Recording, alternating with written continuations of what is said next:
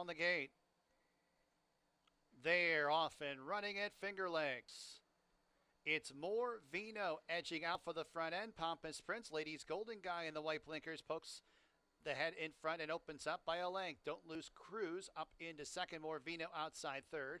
Pompous Prince tracks in fourth, 5.5 off the lead. A length back to Legal Deal in second last, and 2 more lengths to Tacony Road, who's at the back of the pack. Less than a half mile to go. Ladies Golden Guy on the front end, has the lead by 3.5 lengths, but is being urged to extend that lead at this point in time. Don't Lose Cruise in pursuit in second. More Vino races third. First quarter, 22 3/5. Pompous Prince outside in fourth, and then it's Tacony Road towards the inside. Second last, and Legal Deal trails the field. As they arrive at the top of the stretch, Ladies Golden Guys the first to face us. Don't Lose Cruise up the inside, has inside passage if good enough, and Don't Lose Cruise on even terms with Ladies Golden Guy. More Vino from far back, closing in stoutly. A 16th to go. More Vino. Don't Lose Cruise. Pompous Prince late on the scene. Then it's Tacony Road. In deep stretch, more Vino. Pompous Prince. Pompous Prince and more Vino in a photo of the opener. Then it was Tacony. $18.14. Dime Super, $7.89. Second race at Finger Lakes. Delete the equipment change. And they're off. Half a step tardy, Can't Beat Me. It's Sutton Breeze, Father Walsh, and Gimme the Money, who all go out for the front end. Morning Cup's in fourth, 3.5 lengths off the lead. Speedy Hunt outside of him, and Can't Beat Me's up the inside of the tail of the field and about 5.5, 6 lengths off the lead. Father Walsh leads this group into the turn to lead to length. Sutton Breeze outside, prompting in second. Give Me the Money towards the inside third. Morning Cup in between horses, 4-3 off the pace. Speedy Hans still outside of him in second last, and 2 lengths to Can't Beat Me, who trails the field as they wind their way to the quarter pole. Father Walsh and Sutton Breeze, these two more or less on even terms. Then we got a line of 3. Morning Cup to the outside of Give Me the Money. Speedy Hans on the stand side. They are in upper stretch. Father Walsh is a stubborn foe on the front end. Sutton Breeze outside second. Morning Cup on the grandstand side in third. A length and a half off the lead. Sutton Breeze, Father Walsh. Morning Cup on the grandstand side. Morning Cup and Sutton Breeze. Morning Cup and Sutton Breeze in a photo. Father Walsh. Cents. Super. $3.91. Third race, Finger Lakes. No changes. Exacta trifecta, superfecta, daily double, pick 4 wagering. Post time race 3 and 21 minutes. They're all on the gate. And they're off. It's Cloudy Chance who's zipping out for the front end. Sounds of Summer goes with that one in second. Other People's Money tucked in along the inside. Then it's Freud's Fancy. Last of My Kind is deep on the course in second last. And Tam Bam's at the tail of the field as they navigate the first turn. It's Cloudy Chance at the head of affairs, has the lead by a length and a half over Sounds of Summer, who stalks on the outside in second. Other People's Money patient behind the leader in third, 2 lengths off the lead. A length and a half, 2 to Freud's Fancy, deep on the course in fourth. To the outside of Last of My Kind, who is now gravitated towards the inside a bit in fifth. And 2 more lengths to Tam Bam, who's in the sixth and trailing position. Top 3 within a length of each other as they travel to the half-mile pole. Cloudy Chance on top by a half length over Other People's Money, rating in second. Sounds of Summer committed to go 3 wide into the far turn in third. 2 more lengths back to Freud's Fancy fourth. Last of My Kind's in fifth and 8 lengths off the lead. And 4 lengths back to Tam Bam, who trails. The half was in 50 3/5 midway on the turn. Cloudy Chance, Other People's Money, Sounds of Summer. They've been first, second, and third for the last couple of furlongs. Then about 5 lengths back to Last of My Kind and Santana Jr. in fourth, passing Freud's Fancy as they turn into the home stretch. Sounds of Summer 3 wide. Other People's Money is now towards the rail as Cloudy Chance backs out of there. Last of My Kind is up into third, but 7 lengths off the lead of Sounds of Summer. Sounds of Summer, the 16th pole, has the lead by a length over Other People's Money, and then it's Last of My Kind. It's Sounds of Summer holding on by a head over other 58 cents. Trifecta $68.37. Super $39.80. Fourth race at Finger Lakes, the New York Breeders', and they're all in the gate. And they're off. Another bad start for Party in the Army. Broke about 4 lengths behind the third place horse. It's Arctic Beast who sends out for the lead. Diamond Child up the inside gets that early lead. Hey Pals in second last and 5.5 lengths off the lead. And Party in the Army plays catch up the inside, is now out of last. And Hey Pal is at the tail of the field. Half mile to go, and it's Diamond Child and Arctic Beast first and second. First quarter mile, 22 and 4/5. Party in the Army in the three path in third, 2.5 lengths off the lead, and then 4 lengths back to Hey Pal, who trails the field. 2.5 furlongs to go. Diamond Child, Arctic Beast breezing up to the outside of Diamond Child. Party in the Army spun wide for the stretch drive in third, and Hey Pals in fourth. They are in upper stretch. Arctic Beast and Santana Jr. are opening up by 3 over Diamond Child and Party in the Army. Party in the Army up into second, but a distant second to Arctic Beast. Arctic Beast crushes the field. Now 3 for 3 lifetime, taking the New York Breeders' Futurity Stakes. Second one.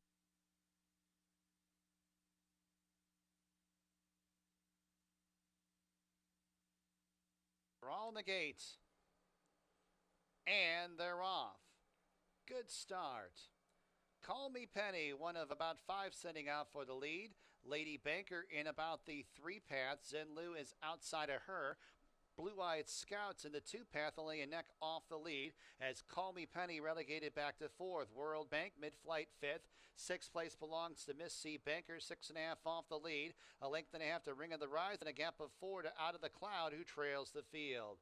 On the turn, Zenloo with the green blinkers has the lead over Blue-Eyed Scout. Then 2 lengths back to Lady Banker, who tracks in third. Call Me Penny sweeps up to the outside in 4th. World Bank is on the move a little bit in 5th, but under pressure, 5 lengths off the lead. Ring of the Rise gets shuffled towards the inside, and then it's Miss C. Banker as they turn into the stretch. It's Zenloo. Zenloo's homeward bound has the lead by a length over Blue-Eyed Scout is fully extended second. Then it's World Bank, Lady Banker third and fourth, 16th to go. It's Zenloo's home free. Zenloo's going to win this race by about 3. Lady Banker second, World Bank third, close for fourth, Blue-Eyed 20. 6 race Finger Lakes, no changes. Exacta, trifecta, superfecta, daily double, and late pick 4 wagering. Post time race 6 and 23. They're all in the gates. And they're off. Great start, probably Flattery, who streaks out for the lead. Magic Beach, Red Hot Not Bothered towards the inside, surging to the front and gets that lead. 4th place, Solo Dancing, 3.5, 4 lengths off the lead to the inside of American Litigator. It's Renaissance Man in second last, and a margin of 2 to A Few Choice Words, who brings up the rear. Red Hot Not Bothered. The 6-5 favorite has a lead by a long neck over Magic Beach, who shadows that one outside second. A space of 2 lengths back to Solo Dancing, who tracks in third, probably Flattery fourth. Then it's Renaissance Man towards the inside, 5th, 6.5 off the lead. A half length back to American Litigator, who's 3 lengths in front of A Few Choice Words, who trails the field. Red Hot Not Bothered, Magic Beach, Solo Dancing charging up to the 3 wide side, and probably Flattery will look out for some racing room right behind Red Hot Not Bothered, who leads this field into the stretch. Solo Dancing cut loose on the outside in second, and then it's Magic Beach in third, probably Flattery fourth, as they run to the 16th pole. A showdown between Red Hot Not Bothered and Solo Dancing. These two brush in deep stretch, and it's Solo Dancing with the head in front. Solo Dancing give Emmanuel De Diego a riding double. Red Hot Not Bothered $52.76. Super $24.38. Pick 3 $14.94.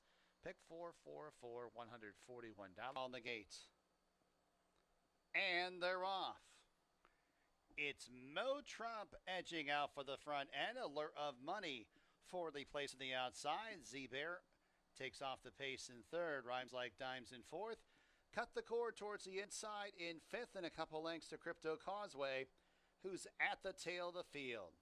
As they circle around the first turn, it's Mo Trump who has a lead by a neck over Allure of Money, prompting outside second. A gap of about 5 lengths to Z-Bear in third. Then 2 more lengths back to Cut the Cord in fourth. A neck to Rhymes Like Dimes in second last. And a gap of about 6 to Crypto Causeway, who trails the field. First quarter mile in a legitimate 23 3/5. They travel up the backstretch. 2 horses dueling for the top spot. It's Mo Trump to the inside of Allure of Money. They're clear by about 7 lengths. Z Bear tracks in third. Cut the cord towards the inside fourth. Now up into a joint third. Rhymes Like Dimes in between horses in fifth. And 4 lengths to Crypto Causeway in the sixth and trailing position. 3 furlongs to the winning line. Allure of Money, Mo Trump first and second. Z Bear and Cut the Cord are closing in tandem third and fourth. And then it's Rhymes Like Dimes in second last. And Crypto Causeway's about 6 lengths off the lead at the tail of the field as they reach the top of the stretch. Z Bear 3 wide now striking the front. Cut the Cord up the inside. Allure of Money fights on in between horses. And then it's Rhymes Like Dimes and Crypto Causeway 16th to go. It's Cut the Cord with a burst of energy. Getting to the front end inside the 16th pole. And it's Cut the Cord in front. Allure of Money, a winning jockey, Michael Anthony Slezak. Bread Cut the Cord, double $47.04, exact to $16.44. Often running in the Jack Better Be Right Stakes. I Know You Ain't Talking to Me, Fabulous Fox. These two streak out for the front end. Walk With Me, Miss Lau and Midtown Lights make up the next flight, third, fourth, and fifth. Sweet Anniversary, 3 wide in sixth. And then it's She's an Arctic Queen in seventh. Boxed Wine is in eighth and a gap of 4 to Shelley, who trails the field.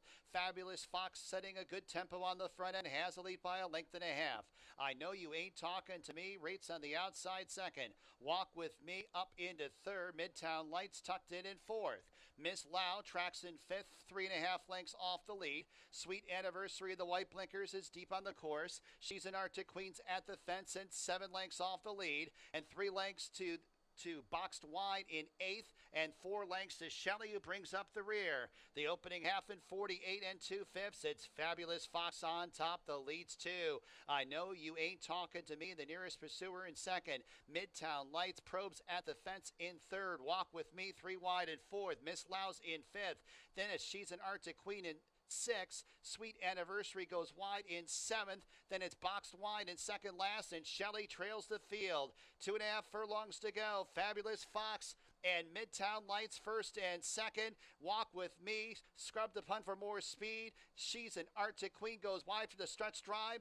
Boxed Wine, splitting rivals, Pink Blinkers up into a joint third and 5 lengths off the lead as Fabulous Fox continues to fight on the front end. Has a lead by 3 lengths. Boxed Wine comes from out of the pack. It's got dead aim on Fabulous Fox. 16th to go. Fabulous Fox, Boxed Wine. Boxed Wine powering to the front to win the Jack Better Be Right Stakes. It's a photo for second. Fabulous Fox or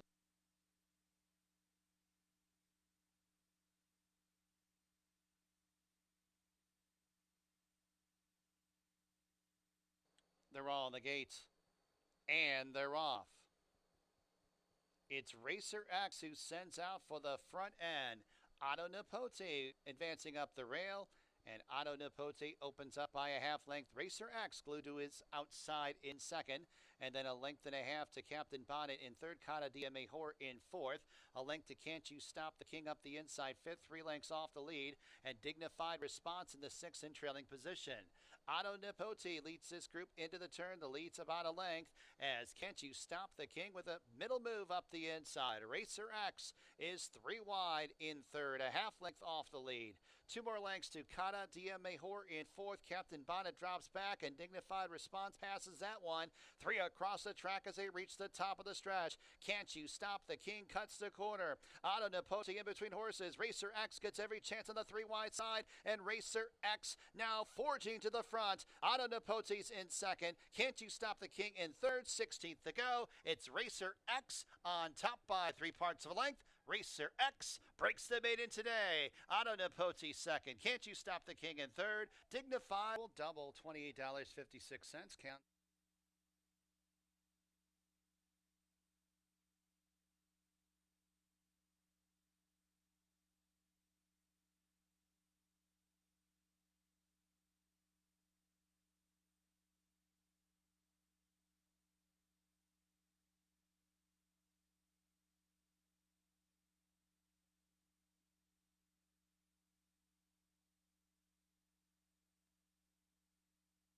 Ladies and gentlemen, our national anthem.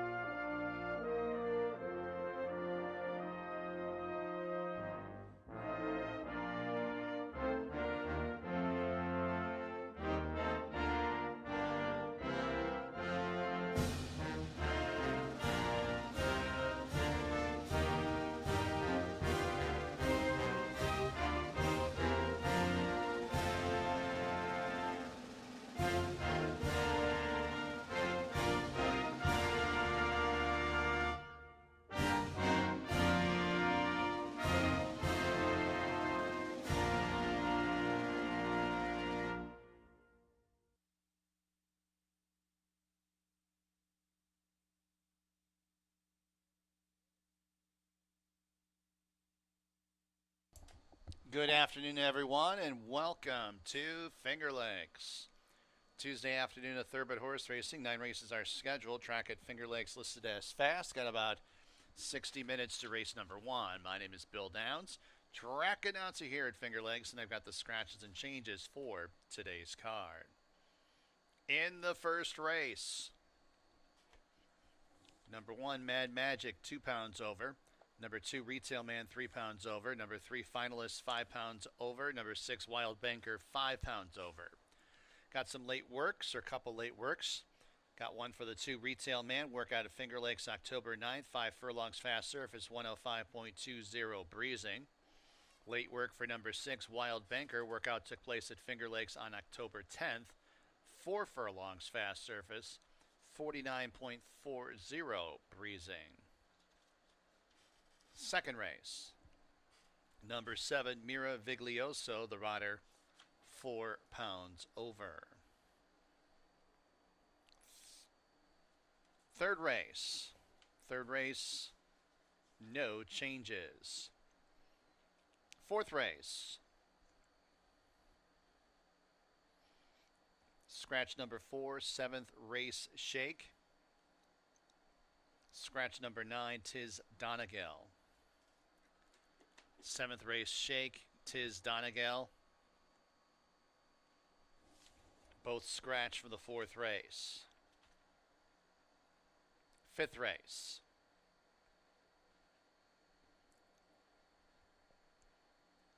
scratch number 2, Automated Teller. Scratch number 7, Fidalia. Scratch number 11, True Destiny.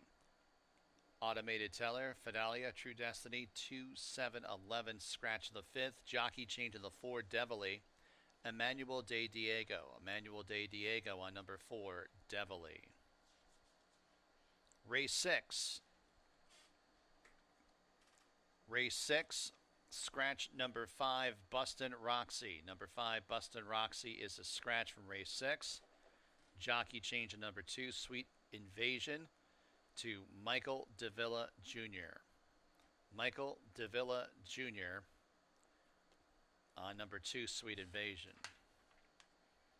7th race, scratch number 3, we call them Fun Coupons. Number 3, we call them Fun Coupons. A scratch for the 7th. Number 2, Rockstar Rebel, the rider, 1 pound over.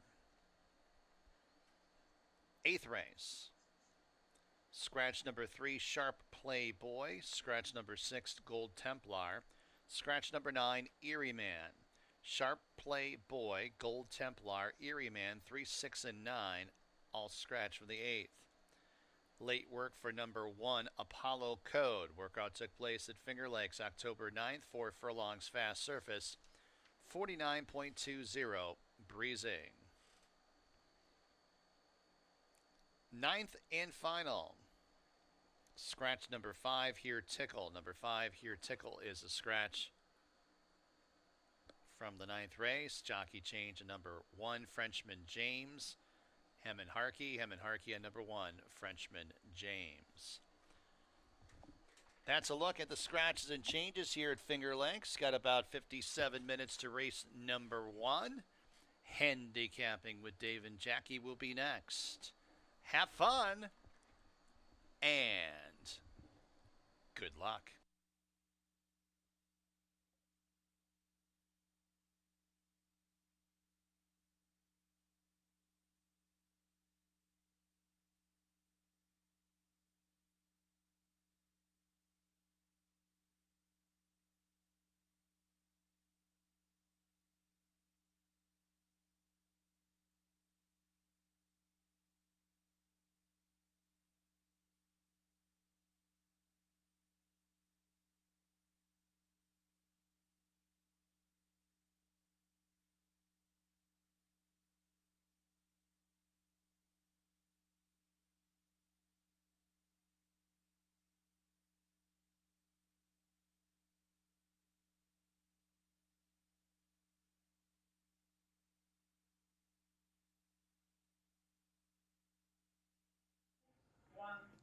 And welcome to Finger Lakes Gaming and Racetrack. I'm Dave Mattice, back again with Jackie Davis. We had a good day yesterday. Yeah, we had a lot. It was a real exciting day of racing and a lot of close ones. And Yeah. Well, we had the 3 state. It was a little gloomy out, Yep. but we were just wondering it was when it was really going to rain, but it kind of held off. We had a wet, fast track for some of the days. I think we went to fast eventually, but I mean, there's no big surprise as far as who won the big race, the Futurity. Arctic Beast was like 1-9. Actually, it was. I should have looked at the chart. I don't know if he was actually like 1-100 the way they were betting him. I think there was over 100,000 bet on him in the win pool, and he didn't disappoint. So Santana Jr. came in here. Am I saying his name right? Yeah. Okay, so he came in and won 2 of the stakes. He also won one of the $50,000 stakes that we had. He ran second in the last, though. So he had 2 wins and a second. So good day for him. Obviously, Mike Maker, a good day. And some pretty good races for the stakes. So congratulations, obviously, to all the connections of those winners. that was very exciting. Yeah, The Arctic Stakes surprised me a little bit when Chris Elliott got the lead out of the gate and they just sat off him. I thought It sat off. it made it more exciting race. It made you think that maybe the horse could have got beat. No, but it just made it a little more exciting. And then Party at the Post didn't break well, so then he overcame that. It was Party in the Army. That's Party at Something wrong like horse, that. The wrong Army. horse. Well, yeah, Party of the Post dominated that horse there. I remember that one. We do have one more day of stakes. I think we go into November. We do have the 2-year-olds for the last day. I think we get more of the local. Is that going long? No, it's a short race. They don't do a stake 2-year-olds going long? I don't make this stuff up. I'm just asking. Okay. I just assume they may. Maybe we'll request that. We have the 2-year-old stakes coming up, and they're the lower purse ones, so you get some of the local money can stay here. It's always good That's nice. because you see, of course, one of the horses running today, the Jacqueline Falk horse that's in the race later. Oh, It's yeah. a Mischief that's on the dam side. I got to look at it. That was And Jackie's been doing very well with their horses. They've been hitting the board left and right. Cast a Coin. Yes. Yeah, and I We're just used talking it, so about I that should have horse. remembered it. One of those 2-year-old races. Yeah, so we're getting Yeah. down there. Remember, we got the time change coming up in November. We still got 1:15 tomorrow, and then 1:00 the other days until after the time change, and we go earlier. I hate the time changes. I know it messes. You know, We're they still don't- they doing don't- that at this day and age. I don't know why. They don't do it in Puerto Rico. The time change, There's they're in our hemisphere. Like There's our certain little- states that they don't do that now, where they don't acknowledge it. I'm gonna have to Google that. Yeah. Okay. Well, anyway, we're getting way off track here. Let's go. Okay, first race of starter allowance, and we're going a long distance, so take a seat. But this is a very interesting race because it does feature a horse that's been just on fire this year for Rachel Sells, Olathable. Hopefully I say that one right. It's been a win machine and proved that he could go long last time.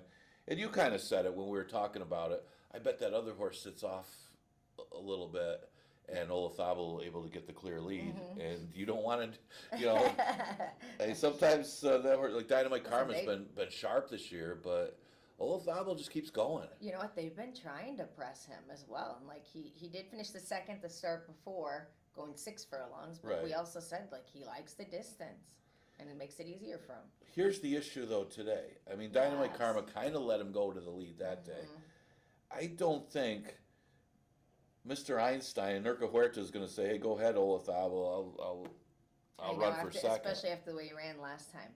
But then she's also got finalists in here as well who went wire to wire, and I know we were talking about that one, like well, with her having 2 horses in here, what are they going to do? So I guess the question is, Olazabal went 47, still pretty fast, obviously, for a mile 70, but you're not going to go those fractions. Or a mile and a quarter. Maybe he can, I don't know. But it's a mile and a quarter, and if this horse is 48 or something like that, he still might be in trouble if he's battling early. I took a shot at a minor upset just because of the pace. Not that I don't think Olazabal's the best horse in the race, but pace makes the race sometimes, and it compromises a horse's chances with a running style. Unless Flores can kind of rein in that speed a little bit, and Olazabal might be just that good to beat this field. But I take a shot that maybe Mad Magic gets the trip. Well, they're doing a rider change for Magic with Perez, and he's ridden the horse before, and going 2 turns, he's with him on this horse, he sits a little closer, so that could be the defining factor actually. Yeah. Like the way you see it, and that. Yeah, I mean, I could see that happen. I could also see Olazabal able to be out there and they don't go that fast, or be able to sit up. I just don't know because the horse has got so much natural speed. Yep. And you see the horse go out there in 47. Dynamite Karma, who's very quick, Mm-hmm. kind of let the horse go a little bit, which was smart, but at the same Kind of time, ruined him in the same, yeah. Dynamite Karma's in an impossible situation because if you send out there in 47, maybe you beat Olazabal, but you probably won't win the race. I mean, that's kind of the situation. You either become a hero or a zero in that situation, and but Mr. Einstein, last time he ran, I have ridden him before, but I can't really say because he's the kind of horse that goes by his own drum. So, but he went to lead by himself last time. He's not going to be by himself.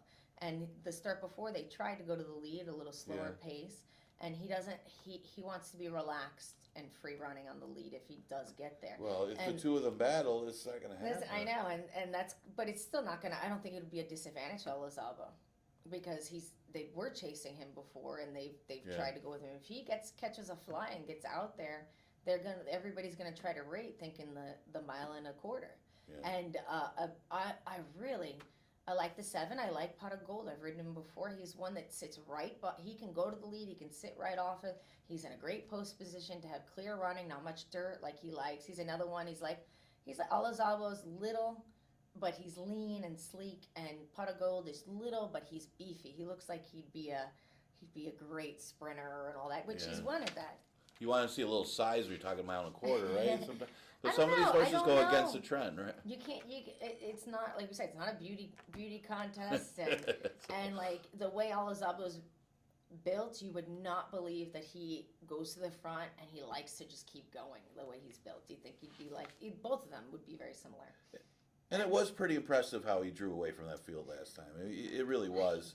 Considering on the stretch out, I mean, there was no sign of any kind of stop in the horse. It was an impressive effort. But he's going to have to, looks like he's going to have to earn it again, though. Yeah. I love it. Like I said, the last 2 weeks, the first races have been very competitive.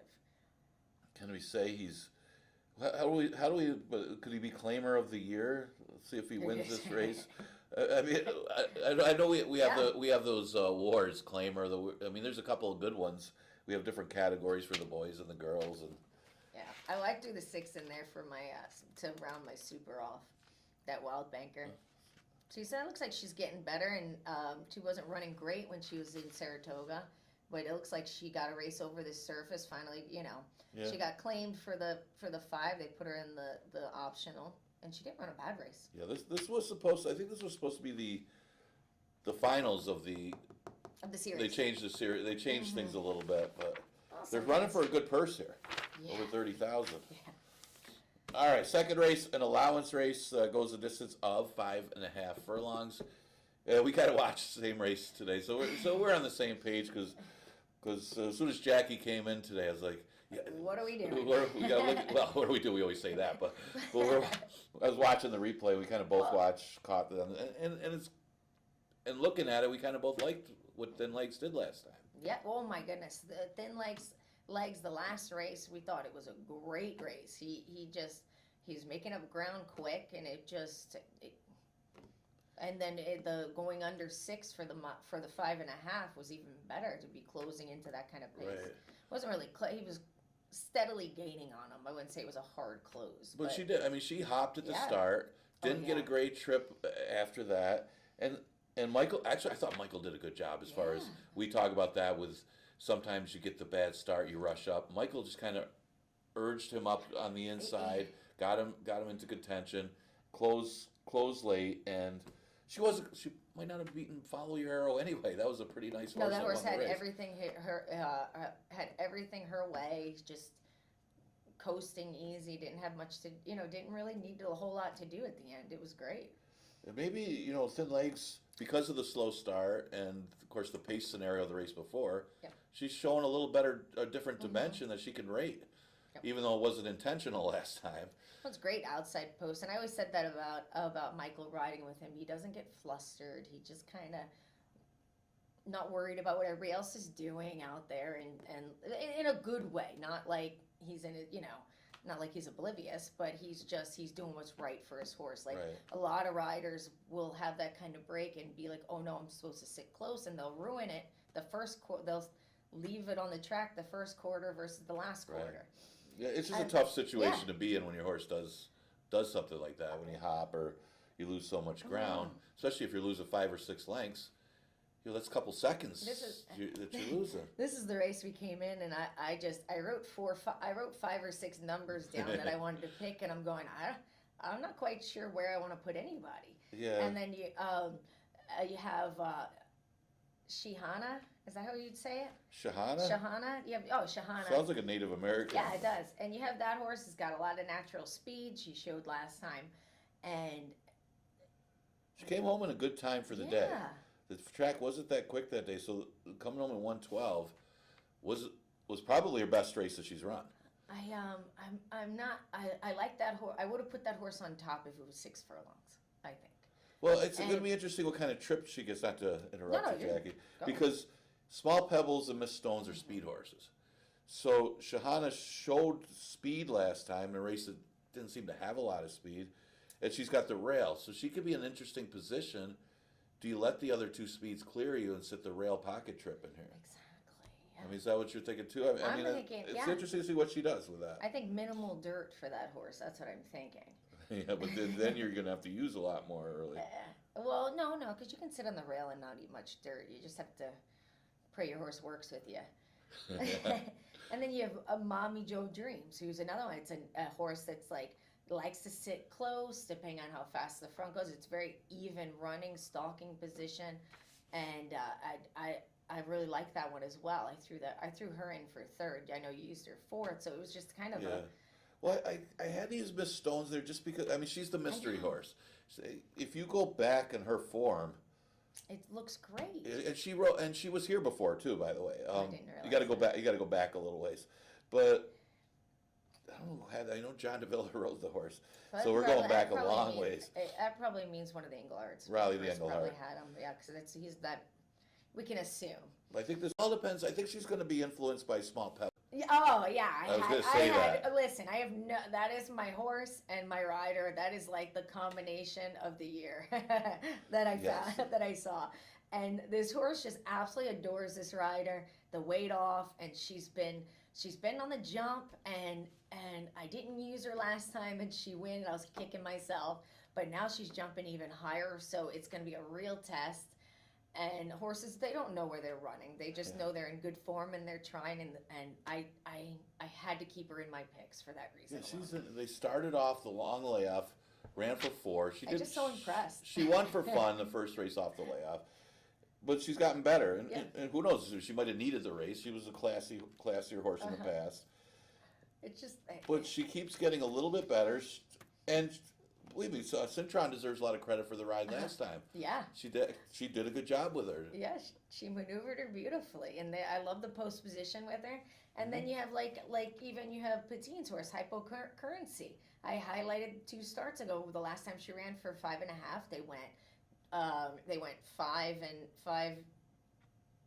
Oh, just under a minute and 6 seconds for the 5.5, and it was a beautiful race in this spot. So that's a horse to watch out for. Yeah, she's kind of the underneath type horse too, Yeah. and there's a couple of them like that in here. But the pace flow is going to matter a lot, as we were just talking about. What does Shahana do from the rail? Yeah. Small Pebbles and Miss Stones both have speed, so it's only 5.5 furlongs. So you generally want to be a little more aggressive than the 3/4, but that could factor in a lot, especially when you don't really have a true closer in the race. Most of these horses like to be in the race early. They're not lightning fast either, a lot of these horses. So it's going to be interesting to see what the closers even do. Well, Miss Stones used to be. Yes, yes. But, they grow. We all get a little slower as we get older. I know that. Third race, just adjust. Third race, the never 1-2 claimer, going a distance of 1.70 miles. And, I could go in a couple of different ways there. This was... Yeah, I went with curling backwards. Yes. I remember that. Now, Ray did a good job getting this horse to the front and did have everything his way, but it's not like he went that slow. I don't think he's going to have the same tactics today, although I think he could be close up and in the race. There's some speed in here. Percy's got some tactical speed from the rail. But before going to the front last time, Nil Ruck, or curling backwards, like to come from out of it. So that's usually his running style. And to be honest, I think you can narrow down this race to a few horses. And I think we got the same 3 top 3. Yeah. So we pretty much agree of what the top 3 look like anyway. Skellig Island ran a good race last time. Probably better than what it looks on paper. Dracula ran phenomenal on the front end. And I know you like that horse on top. Him and Alzavo, they're probably my favorite horses in the barn right now. Once they added the blinkers, he turned into a completely different horse. I think also the stretch out. Well, that as well, yeah. Which is funny because we spoke about that blinkers and a stretch out. Is it? Yeah. Which is it, or is it both? I think it was both. I've seen this horse. He's a colt. He's very rambunctious. He lets you know he's a colt, and I think the blinkers were just enough to wrangle that in and make him focus. So I really like that part about that. And I like the stretch out because I like the breeding on the horse as far as that's what we spoke about. And the looks of the horse too. Yeah. I mean, he's a big. He was kind of plodding along when he was trying to close in those sprint races. We had that conversation. Yeah. And the way he's very big. He's got to be 18 hands because when I stand next to him, I couldn't reach the top of his back, so that's close to 18. Depends how big your hands are. Well, I'm 4'10", so if I come to realize is when I get a leg up, if I can't reach the top of their back, they're 17. Yeah, that's. So and then I've ridden horses where I've had to grab my stirrup leather to get legged up because I couldn't reach anywhere to a mane or anything. But anyway, Skellig Island, the last race, he had a lot of traffic issues up the rail, and coming from the outside, he may be able to get a much more clear trip. I was told to pick him on top, but I can't go against my favorite Dracula. Well, Niz always tells me not to pick his horses. Oh yeah, so he told. So he'll try to tell you. He probably wants to hear it from you, not from me. That sounds about right. But this horse had a lot of things against him. Yeah, he did. And the problem, he's going to be outside again today. But again, this is another race. Mm-hmm. How the pace flow goes is going to matter. Is Dracula now with the blinkers? Is the horse more of a speed horse going long? It seemed like that worked out for him last time because he kind of hung in there with some decent fractions for the day. Oh, and they did lose the stick last start. That's a good. So he did not get a chance to hit this horse. That's a good. I don't like to rat out my feather riders, but. No, but that's good information. Good There's a reason I ride with rubber bands. Do you really? I do. That's a whole other story. Okay, we'll talk about that on another show. Okay, 7th race, Shake is scratched. Just ran the other day. We were just looking at that horse. Got hopelessly blocked, that horses. That was amazing. Like And that was Just- very just sad. just the wall that I horse could had. feel the aggravation in that rider. Yeah, poor Naz. Scratch the 9. Tis Donegal. Good, because we didn't know what to do with that horse anyway. I have a question mark there. So I'm on the inside here. I mean, I'm looking at Break the Fall. Now, Break the Fall and McCarr come out of the same race with the Cascade Cruiser horse, which is Cascade Cruiser. I mean, that horse ran big. But this horse got the worst of it, trying to make the move. We just watched the replay where Manny Penny, Break the Fall, all of them were behind horses and were forced to check because the horse that was on the front just stopped. And when that happens, there's nowhere to go. And like 3 of them just all had to put on the brakes at the same time. Oh, that is horrifying. Yeah, you've been there, I'm right? having flashbacks, a little PTSD from that. But yeah, that's a very hard thing to go through. I think the especially- horse is in this race again too. HB Plaisance, by the way. That's the one that stopped. and actually, I'm going to say the horse didn't run a bad race with the Bug Girl last time. I thought it was a little improved. Right. I did like Break the Fall. They got obviously Sophia's out, and Koa. I think I like the way the horse looks. I can't, he hasn't been off the board last 2 starts, and Koa's an aggressive, strong rider too. So Sophie. So I mean, I think he got kind of the worst of it. That's what I felt. Yeah, and then had to go wide, and probably I don't know if he was going to beat the winner, but probably should have been at least second in front of McCarr. Although McCarr ran a good race. I think Worry was on the horse that day, and he rode a nice race on this horse. Sat enough behind Plaisance instead of trying to chase or send after that horse. Sat enough, rated, and able to move, but he didn't get it as bad as Manny Penny. I should say Manny Penny got it the worst overall. I thought Break the Fall ran the best race, but Manny Penny, as far as who got the most trouble, was probably the one that got it. That's the one worst. that was on the rail. The rider had to sit in the saddle. It really wasn't the rider's fault. It just circumstances happened, and he did a very good job not being in a worse situation. Now it doesn't look like the apprentice rider. She's not as aggressive with HB Plaisance as who was on that day. He-Man was on that day. Probably Niz told him just send that horse to the lead, and I could see Niz doing that. So. Sorry, She's not. Well, because you know. I can't. Because you know that's probably the truth. I can't say anything about it because you know it's the truth. Absolutely, especially when he puts Harkey on, he wants them to be up close because Harkey's very aggressive and he knows he'll go. But I think it worked out. You're right. The horse ran an improved race with the weight off without being as aggressive early. So the pace scenario might be different because of that today. And don't be surprised if this horse improves as well. And I threw Socks for Daughters in there because this horse is. The last few starts he's had inside posts and the horse has been weaving through. He might be just, I think he's improving, coming back to his form again. He just got the horse. Just is always there. Yeah, he's always. You have to have him in there because he's always there. He's like that little brother you can't get rid of. I had 2 older sisters that could never get rid of. I got a lot of everything. You got a lot. Got a lot of. I got an older sister, 3 younger brothers, and a younger sister. Are they all working horse racing? There's 4 out of 6 on the racetrack. Okay. We have 3 jockeys and 1 trainer, exercise rider trainer. What are the other? So that's 2. What do the other 2 do? I should say. So my older sister is she's a mom. She's a homemaker. Probably the best job you can have. She has a couple side things she does, and she's happy. She got 3 girls, and then my brother, who's not on the track, you'd probably consider him the smart one. He's not into horse racing. He's got a great office job in Manhattan. Oh, he's doing well then. He's explained he's in the finance department. I think. Don't quote me on that, Robbie Jr. He is Robbie Jr. Robbie Davis Jr., which is shocking. And he's not a jockey. Yeah, you'd expect it to be a rider. He got bucked off from one of the barn ponies and never didn't want to get on a horse again when we were kids. Don't blame him. Don't blame him. Plus, you could carry a little more weight. Scratch the 2, 7, and 11 out of the 5th. We got Diego on the 4, Devilly. And we're looking at this. There's another race we were looking at. Yeah, I just say it almost looks like there's 2 main rivals in the race once you kind of narrow it down. The question with Seattle Causeway, obviously, is the distance. She's cutting way back. But I think and we both agree on this race. Yes.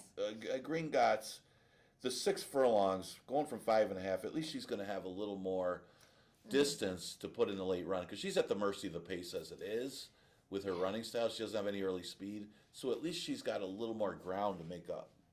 Well, I didn't see there was a whole lot of speed in here in general. We see Tim Murphy with Reiterate could be is going to be the Well, it's speed. hard to say when you think because they're so slow. At 47, 47 it could be fast for these horses. It is. It is. Oh, I hate saying it. Sorry, guys. But it is for 6 But then furlongs. we 47 have- will be quick. Yeah. We have Seattle's Causeway for second. We both agreed on Right. that. And this horse is going for a drop, but he's coming off of route races. He's been running route races most of this whole year. And then when I look at the route races where they're running for 6 furlongs, the numbers put them where this is the right spot for this horse. They put him 4,000 or 5,000 claimer is where this horse belongs. So, but the numbers, when you look at it going, he's sitting close and they're going 14 and 13 for the mile 70. It's not going to be That's much. that fits with this group Right. of horses. So that doesn't make him an automatic winner, but it does put him in the top 3. in I my agree. opinion. Yeah. I agree. And then I threw a Ritter in because this horse improved so much. I know he went from 5 to the non-winners in a year for 4,000, but I gotta tell you, they improved almost 10 lengths putting the bug on. Yeah, she gets second a lot, but the thing with Reiterate is the pace flow might be good for her. I like Because it. I don't know what Franny Lou, who you're talking about, Franny Lou. Yeah. She could be faster than Coffee Futures, but I don't know what to expect from Franny Lou. You see, Koa opted to ride Grand Lady Indy over Franny Lou, which was an interesting move, whether he did or not. I don't know if he opted to, I'm gonna but- assume he didn't. but I don't know. I mean, but the thing with Franny Lou is she's got good speed. Yep. That she could be dangerous. I just don't know what to expect from her. But I think It'll be great for Ritterate if they go right. 47. Well, that's what I'm thinking. Is Franny Lou's not that fast, and a couple of them, like Coffee Futures Franny Lou, are out there in 47 and change, and she's just sitting up there with the pace. Yep. She It's might gonna be be able great to for be the Gringotts too. For if they go the slower, the better for her. floor. I don't know. I know this was. It's just we- they're we all were- slow anyway. Yeah, we. Sometimes with those 4,000s, just the best horse is That's going to it. win, because And that's all we could do is who. That's why I only chose 3 in that race because I was a little confused. well, yeah. But I think we got the right 2 or 3 of them. Right. At least Gringotts and Seattle hope so. Causeway. I think it's going to be between those 2. Okay. Here we go. Esky scratches the 5, Bustin' Roxy. Must be his bench press, isn't it? Because, he went back and rewinded when we were talking about him I lifting do. I the one remember. day. I was just thinking about that. My- He's built like a lifter though. okay, so he'll be happier to hear you. He is. He's very did- broad up top. Did he make you? Wait a minute. No. Wait a minute. No. Wait a minute. No, Did he tell you to say that? Yeah, we can just throw me a little for Did he tell you? sponsorship. Yeah, right. 'Cause he was. I think he rewinded and watched. Listen. Did he? Oh, stop. I bet he told you to say that. Anyway, You'll never know. you'll never know. Well, Bustin' Rocks, you don't have to worry about. Okay, I think. I was looking at it from the 2 drop downs, and they're both similar profiles because they both got speed. I say Sky Travel is the speed of the speed. Yep. She should have the front in here. And, that last race was that impossible speed. There was like a ton of speed in the race. It was all loaded with speed. And she had to go very fast. She wanted the lead. And she had to go very fast to get it. How fast? 21 and 3. Try that fast. That's lightning for her. So I don't have a problem with this horse dropping to 5. And you look at the race before when she didn't go 21 and 3, she won for 11 and 9. So isn't she supposed to win for 5? Because she's not going to go 21 and 3 here. She's not going to have to. So that's the key here. And she doesn't stop when she doesn't do 21 and 3. Light Thoughts I thought would be the main threat just because she's got the rail. She comes out of the same race. So she's chasing those fractions. And maybe an impossible situation herself. She might be able to track on the inside. She's done it before. She's win off coming from 3rd. A little bit of an early move, but it worked for her. She But that- probably inherited it nicely. But she fits at the level. She was Yeah. playing for 5. She was playing for Absolutely. 5 the day that she won. This So is another race. It was you had to run through the horses and be like, okay, everybody has almost very similar running style. They want to be close. They're even runners, and we have like even like Flattery's music showed some speed the last few races. She showed more speed last time than she has in a while. The second half in 46. But I don't see her trying. No. She's not as fast as Sky. No, even not close. at all. Not at all. But I know they're going to try it for a much more forward positioning. Right. And then you have Let's MAGA, who's they're going to try for a forward. But I think that would not be a great idea for them either. Yeah, they're worried about. She wanted to run a much better race the second time. She's versatile. She could do both. Mhm. I like her better when she shows speed, but in this kind of situation, probably not such a good idea when there's other speed in the race. Yeah, and you've got. But you're a big political person with the Let's MAGA, right? So anyway. We're No, not getting political. No, we in this don't. office, Not on the show. remember? You I might thought get me kicked off the show. No, I'm not. I wouldn't do that to you. No, I thought Carol said no. I don't like the post necessarily, Mm-hmm. but I think that she could probably get a trip if everybody's chasing Sky Travel. At least you know that she can sit and pounce. That's why I threw in there for second, because I think she's gonna be the first one to go after the stopping speed horses. But then you have like Ace Off Your Speed has a very similar running style as well, and last time was the first time on the dirt. It's hard to say how good she is. I know, because the fractions weren't pretty. They weren't great. They weren't very. They went 22 the first, right? But then the first quarter, and then they slowed it down, and they didn't really go much faster after that. And she didn't really. Yeah, she didn't beat. No, not much. So very that's why strong I threw in for fourth for that reason, and I threw a little curveball in there. I put Practical Rachel in there. I the last time that Oscar rode her, she did run very even. She got a nice fourth. I like the fractions they put out. They went 23:46. Right. They finished up in 1:06. It was not a bad time to finish up in. I don't see. I'm gonna throw her in as my curveball. I'm gonna throw the last race out. She seems to really like Oscar as well. It looks like she likes 5.5 better than 6 furlongs too. Yeah. If you look at the overall record, the record at the distance, and maybe she's a one-run horse that'll do that. I'm gonna throw a little So curveball. okay, let's throw that one in our supers. You got her third. We're throwing her tries. Yeah, I threw my try. Yeah. That'll add a little I'm value. counting on Oscar for this one. All right, add a little value. All right, scratch the 3. We call them fun coupons. I mean, this was probably one of those horses coming in. I couldn't believe the price on, and they were all right. I mean, the money. This was probably a well-touted horse. Was coming in here on bad form. Was dropping, but they bet the horse off of the board and won like it. They won like it. I don't think we picked them on top. I think we used them in the number, but yeah, they were all over that horse. This is a tough race in a sense. They're all good, and the never won 3 allowance condition is like that. It's one of the toughest conditions here at Finger Lakes because you get the horses that go through the 2, the maiden, the 2. Things get different. I always say the 1 state bred to the 2 state bred is the toughest move, but the 2 lifetime allowance to the 3 lifetime allowance is usually a pretty tough move too. And what you got was pretty even horses here, numbers wise. Although I do think Clancy Fancy stands out a little bit with the company kept that he's running in those conditions in New York. I got him on top. My concern though is the other speed in here going 6 furlongs. Also, the lack of activity. I mean, the last 2 races were on the turf, and he wasn't showing the same kind of speed in those races. So that's my concern with Clancy Fancy, and maybe he just didn't like the turf. I mean, that could be a possibility too. But it seems like he lost the speed on the turf. I'm hoping that the speed comes back here, because he just seems to have be a little classier than this field. Well, what's great is he'll have an outside post. Right. That so he could just sit clear if he has to. The horse has run.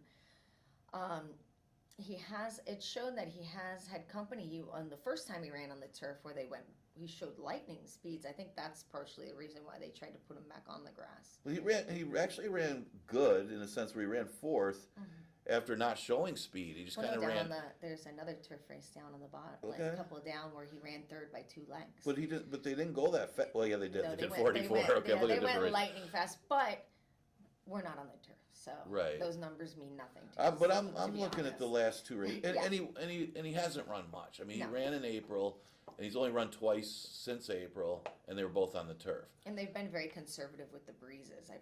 You've seen, but that's another thing with Englehart Chris. He likes them to breeze nice and easy, so they don't. You're not really sure if he's doing great or. Well, I want to see him I have to. on the front line He's though. going. At least, yeah, I want to. You're gonna send. Because when you look at it, he's the fastest horse in the race. If you look at the past dirt races, he's the fastest horse in the race, and he's faster than Billy the Gate. He's faster than Solo's Fury, and they're both quick, but not this quick. That I'm really hoping that Billy at the Gate tries to recreate that last race where he sat off it and made one run. I think it looks like he really likes to run at something. Well, he did win wire to wire before, but I'm sure it wasn't the same kind of race with that outside speed. But you want to see that, like you were saying, you're teaching a horse early in their career. You want to teach them to, you want to teach them to rate at least within the first 4 or 5 starts, and it shows that it's good that he was able to chase down the horse and get. And the then win. you have like Cool Hand Luke, who has not been off the board this year. Yeah, I'd see him passing some tired horses here. Yeah, he's gonna bring up the rear and. Yeah. I'm gonna bring up the rear. He comes with the rear and rallies. That's what I mean. Bring it up and go right by him. I know. No, we're talking. That's the only word that came out of that I could think of quick enough. Okay. Well, and then you have Cast we're waiting for the caboose. No, Cast. Yeah, well, we we're watched talking the about last Cast race. Point, It was right? a 4-horse field, but he did. It wasn't a. It was. I don't know. I was kind of impressed with the way the last 8th, he kind of started running real hard. He wanted to lug in a little bit before he switched leads, but as soon as he switched leads, he went forward and went right for them. Yeah, he's one I was thinking. He won the Tin Cup Chalice Stakes as a 2-year-old. He's just been in some tough spots this year. I didn't like him going long. I don't think the horse has really strong route breeding. So the turn back helped him. He did just get up in a race where at least he did. I mean, at least he showed some signs of life in that small field in the Ontario County. He didn't have much traffic to deal with, and it is a little slightly bigger field, or it almost doubled. But I do like that horse. I mean, I do. I mean, I know. If it just works out for the horse a little bit. It's kind of like another race you can make a case for a lot of them. Yeah, well, we made a case of who we liked on. Well, actually, we got the top 3 the same, though. All right, got a couple more to go. We scratched the 3, Sharp Playboy. I think that one re-entered and gets easier. Scratch the 6, Gold Templar. Scratch the 9, Irie Man. Oh, we're different on this one. That's what I was saying, completely different. All right, that's a good thing. It's a good thing. It don't be the same all the time. And this is a race that's a good allowance race. It's a state bred condition that you could have different scenarios going on in this race. Yeah, I led with the 5. We led with Lil Lang, stalking horse, coming here from Belmont at Aqueduct. I know I got to get used to that. And they ran the 6 furlongs. He ran some dynamite numbers. They finished up in 10, and it translates here. The maiden claiming, like I told you, they translate here. You can win. He win it in solid numbers, the maiden 30, and it translates to our allowance here. It translates great. Yeah. I think it's a good spot. It's a great time to come here. Horse a first time on the not first time on the dirt, but it was coming from turf to dirt. Turf to dirt, right? And I think for me, I read the form. He was solid. Yeah, he's got. I mean, that last number is good, and it's just as good on the dirt as the turf. I picked him second. You did. He does have 2 wins on the dirt, in less starts than he ran on the turf with 1 win. So it kind of shows he might even be slightly better on the dirt overall. Like we said, there's a lot of owners, they really want to have a turf horse. I love riding the turf, and I like I said, I almost didn't show up here because we didn't have turf, but I'm glad I went against that and showed up. It's interesting with the blinkers though, because they put the blinkers on the horse. He didn't seem to run as well on the turf, and then they took him off the turf to the dirt, and he ran good. What if they took the blinkers off on the dirt? I don't know. But that's something. See, that's something they have to figure out. Yeah, But well, he ran so well on the dirt. they ran with the blinkers, so the blinkers probably is helping. There's no reason to take them off. Right. And he has, like you said, he's a colt. Sometimes the blinkers just make you focus up. And I did Freesdale in there. He's he's done nothing but good. Yeah, he ran a good third, and he's helped a little bit by the scratches too, because he's way out there. Yep. So the scratches are going to help that horse put a little closer, and his numbers are pretty formidable here. So I can see Even when that. he was running for the 11, the numbers were solid. Yeah, so we're not way different because you got the 5 and Well, 4. You got the 5 and 4 in there. I got those I two. threw the 10, yeah, and then the 4, you have Sorority Prank. Yeah. This horse has got a lot of speed, and I think they're just going to try to. I didn't know what to do with that horse. I know. I threw him in third. He's running so well. He was so unbeatable early in the year, and you could tell he regressed a little bit the last couple starts because that Hey Toby race, he got no resistance. He what?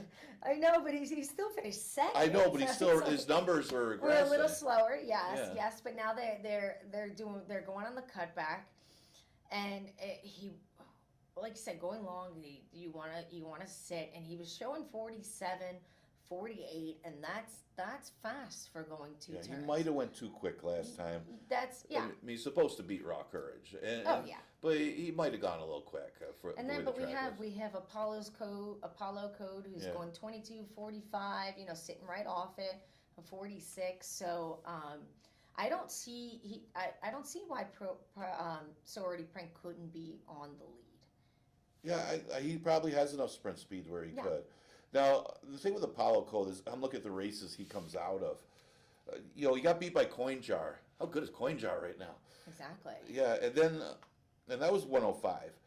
And then East Coast that Girl. was a fast race too. East Coast Girl tore up the track in 104 out of nowhere.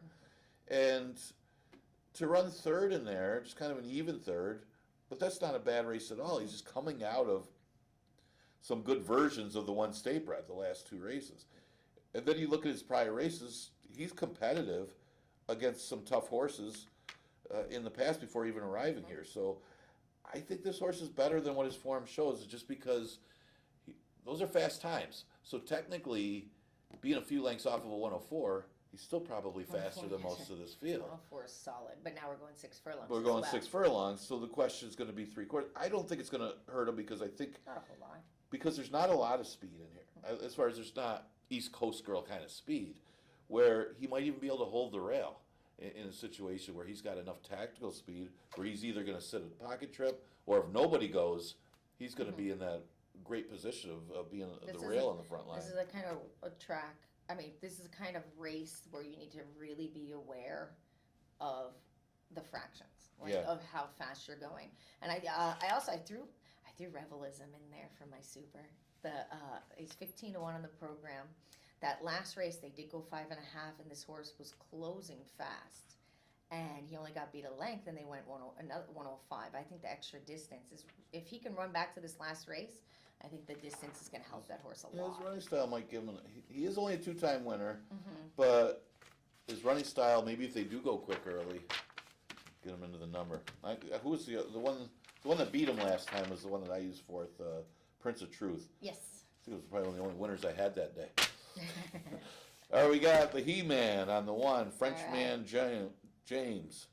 Then he got, I got to make sure I got corrected on how to say this name. It should be pronounced heretical, the 5-horse. It's not here tickle. It's like you say that to your kid or something. I don't know. I don't know what that means, heretical, but I guess that's how the owners wanted. It sounds like a name that's in the dictionary. It sounds like a word that's in the dictionary, and we're supposed to know it. Well, that's what it sounds like. I don't in my vocabulary class in middle school. Yeah, well, I didn't know it. So this was I think we looked at this race a moment. After a while, I said, you know what?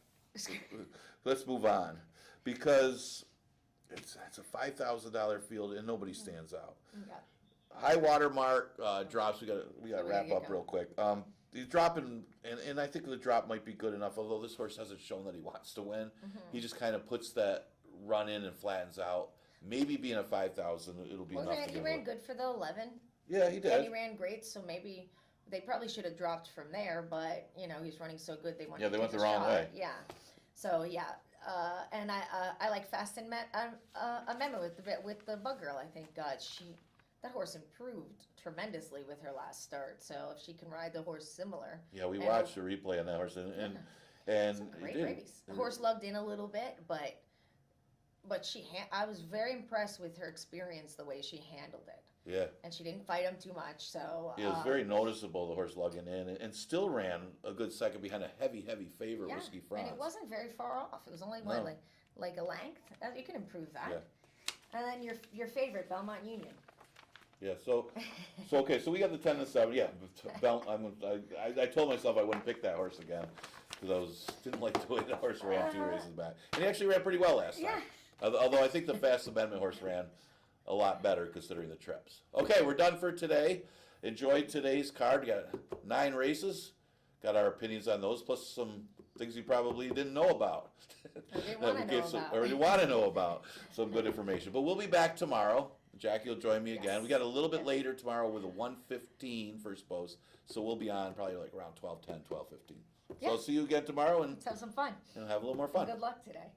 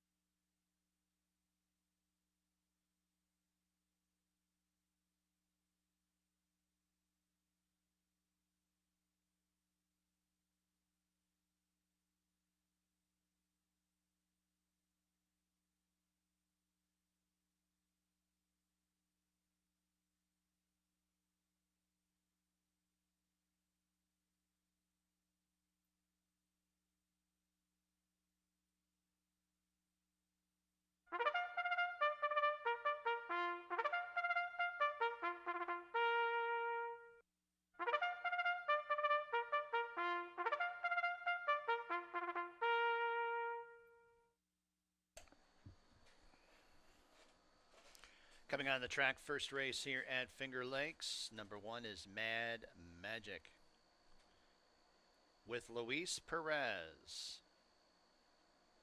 Number 2, Retail Man, Oscar Gomez. Number 3 is Finalist with Heaven Harkey. Number 4, Mr. Einstein and Joel Cruz. Number 5 is Ola Sabel, Jeremias Flores. Number 6, Wild Banker, Kevin Navarro. And number 7, Pot of Gold with Emmanuel de Diego. Track is fast for the opener. First race in approximately 4 minutes.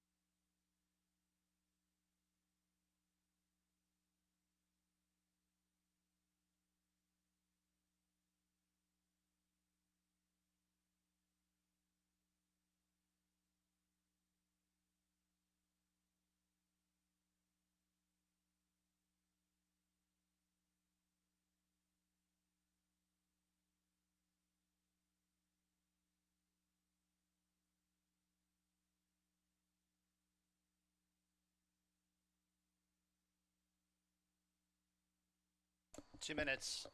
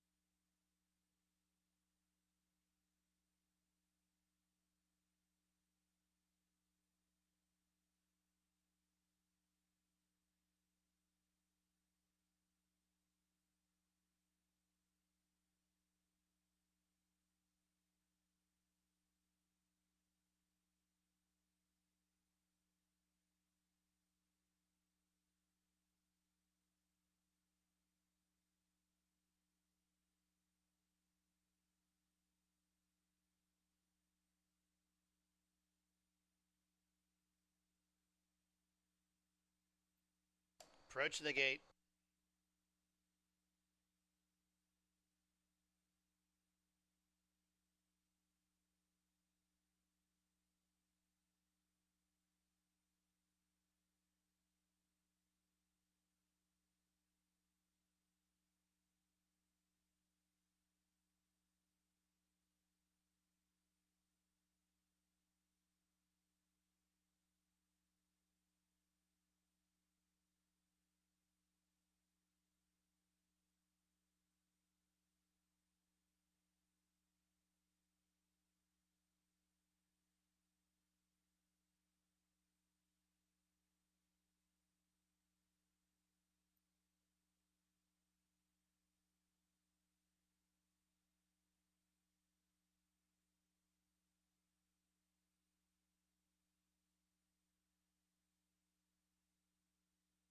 And the horses have reached the starting gate for the first race from Finger Lakes. 1.25 miles the distance in this starter allowance. 4 to 5, number 5, Ola Sabal.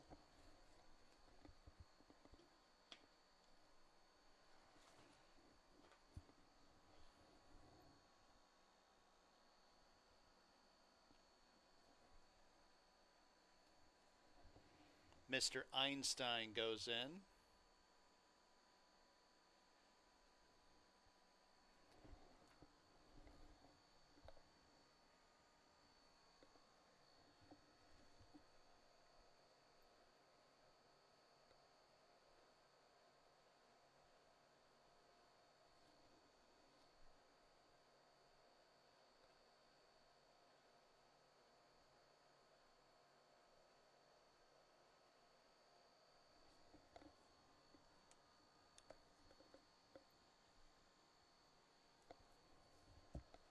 Track is fast. First of 9 races on this Tuesday here at Finger Lakes. Trying to load up Finalist. He finally goes in.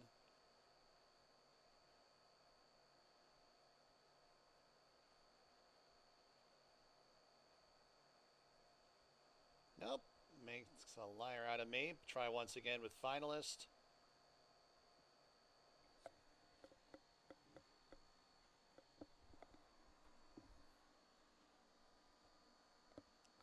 Finalist in, Ola Sabal.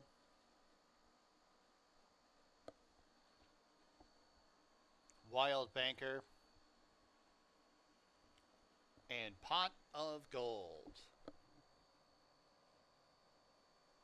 And they're all in the gate.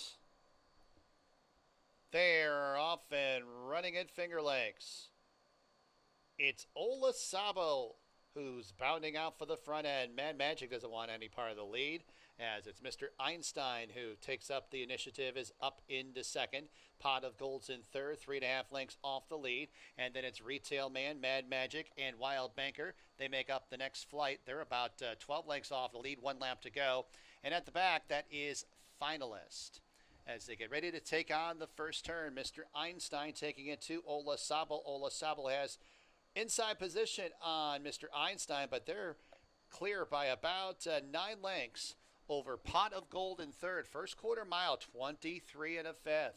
Fast pace for 1.25 miles for these horses, as it's Retail Man who's to the outside of Mad Magic, fourth and fifth. Then four more lengths back to Wild Banker, and a gap of two to Finalist, who trails the half in a testing 47 seconds. Ola Sabel has a lead by a long neck over Mr. Einstein's been pressing him the entire way in second. Pot of Gold in a decent spot in third, 7 lengths off the lead, another 7 lengths back to Mad Magic to the inside of Retail Man. And then it is Wild Banker who's just trying to advance from the back. Wild Banker passes both Mad Magic and another rival, and at the back, that is Finalist. 2.5 furlongs to go. Ola Sabel gets the better of Mr. Einstein, but it's Wild Banker who continues to catch the eye up the inside, is now up into second. Also from the back, that's Finalist. Finalist going about 6 wide into the stretch, but advancing into fourth as they got 3/16 to go. Ola Sabel and Wild Banker are first and second. Finalist is on the grandstand side in third. Pot of Gold, one paced in fourth as they run to the 16th pole. Wild Banker takes over from Ola Sabel. Finalist is on the outside in deep stretch. It's Wild Banker. Wild Banker wins by 3. Finalist second, Ola Sabel third, Pot of Gold fourth.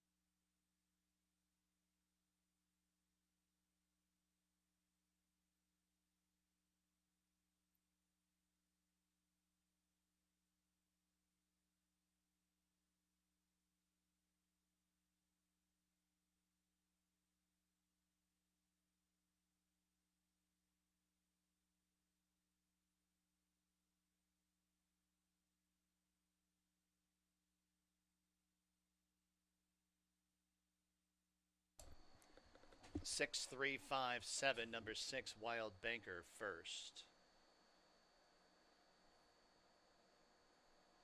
Mile and a quarter, 207.75.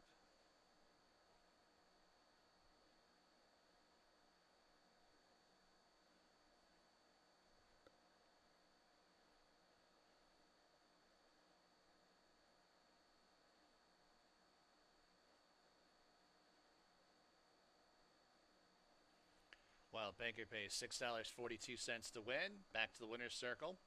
New York bred, 8-year-old bay gelding by Central Banker out of Phalaenopsis. David Oyola, owner trainer. Kevin Navarro, the winning jockey. Dini Racing bred Wild Banker. Exacta $44.48. Trifecta $38.84. Super $40.53. Second race, Finger Lakes, no scratches or jockey changes. Exacta, trifecta, superfecta, daily double, pick 3 wagering. Post time for race number 2 in about 19 minutes at 1:30 p.m.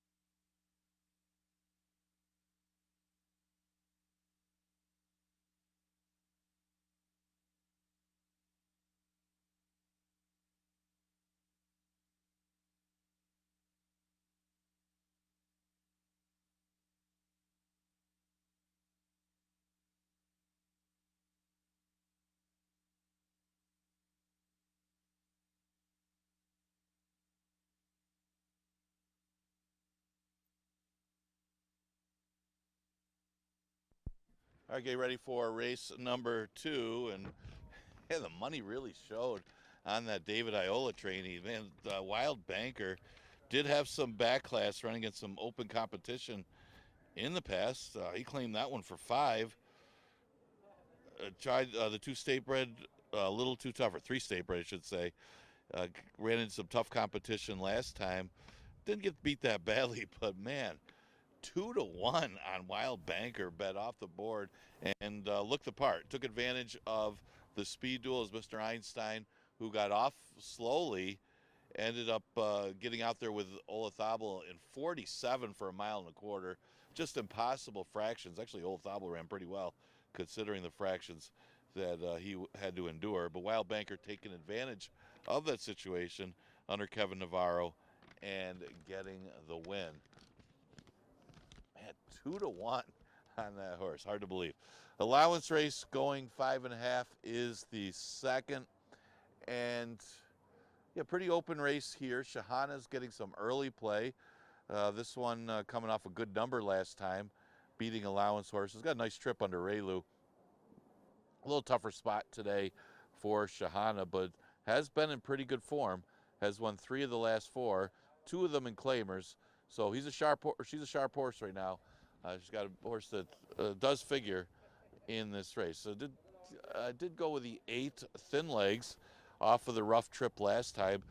She had a poor start. I mean, she hopped at the start, jumped out of the gate, compromised her enough that Michael did a good job to ease her up on the inside, getting into the race and close ground. But wasn't going to be Follow Your Arrow, who was just much the best in that spot. Was long gone by that time. And the race before was a good job rating off of what was a ridiculous quarter in 21 and change for a claimer. So she's shown that she doesn't need the lead, and she could sit just off it if needed to. And she's outside of the speed of Small Pebbles and Miss Stones, that she could be in position to win this race. She likes this distance too. This is her best distance. 6 of her 7 career wins have come at 5.5, and she's going to be a decent price here right now. A nice price at odds of 5-1. The 6 horse is Miss Stones. She's a tricky read here. Like the horse in the first that won, she was claimed for 5,000. She won that day by multiple lengths at Charlestown.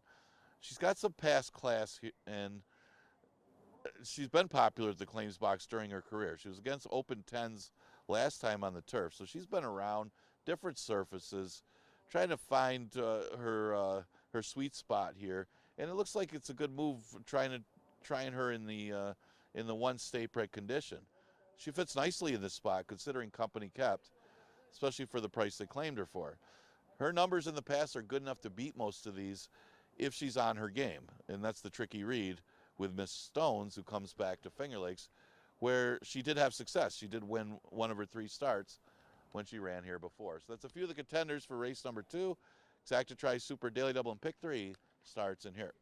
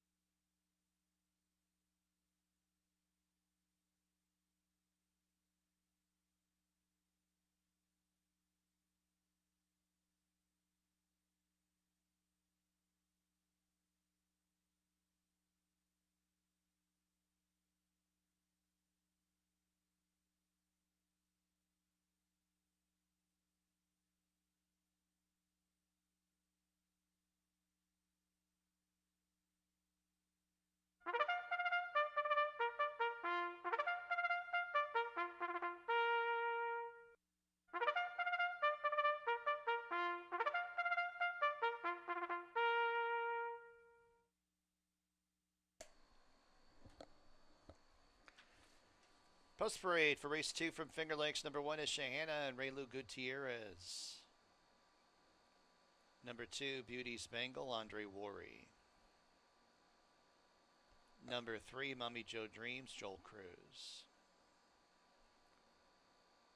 Number 4, Hypnocurrency, JM Rohina. Number 5, Small Pebbles, John Barrios. Number 6 is Miss Stones, Oscar Gomez. Number 7, Mira Viglioso, Princess Yalexabury Cintron. And number 8, Thin Legs, Michael Davila Jr., the rider. Post time in just a few.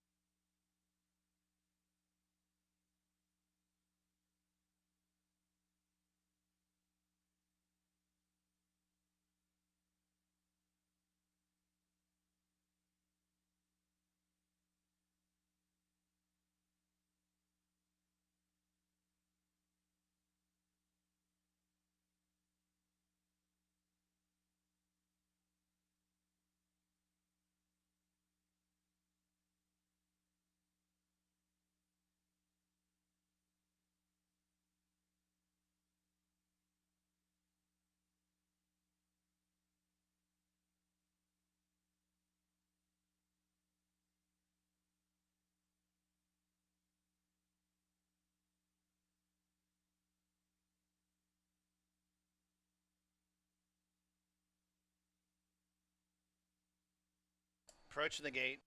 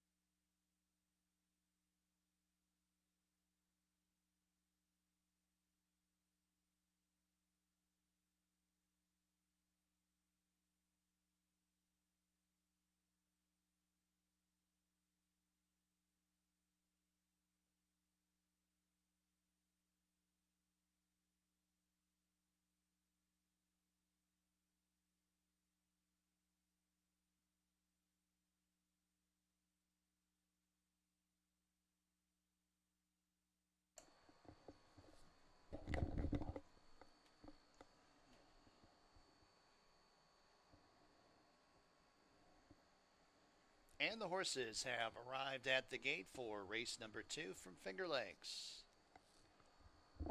Got a field of 8.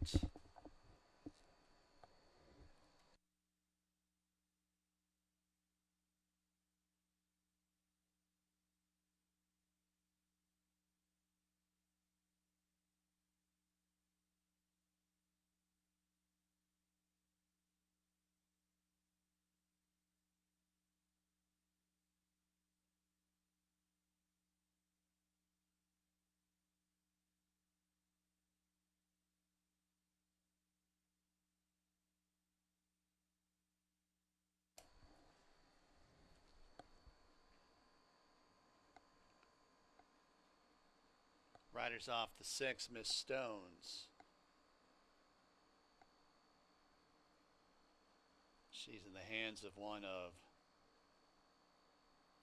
members of the gate crew. Oscar Gomez trying to walk it off, if you will. Looks like he will be okay. They are loading up Miss Stones, which they wouldn't be if Gomez wasn't okay. And Miss Stones into line. Miraviglioso, winner of her last 4 races. And Thin Legs to the outside.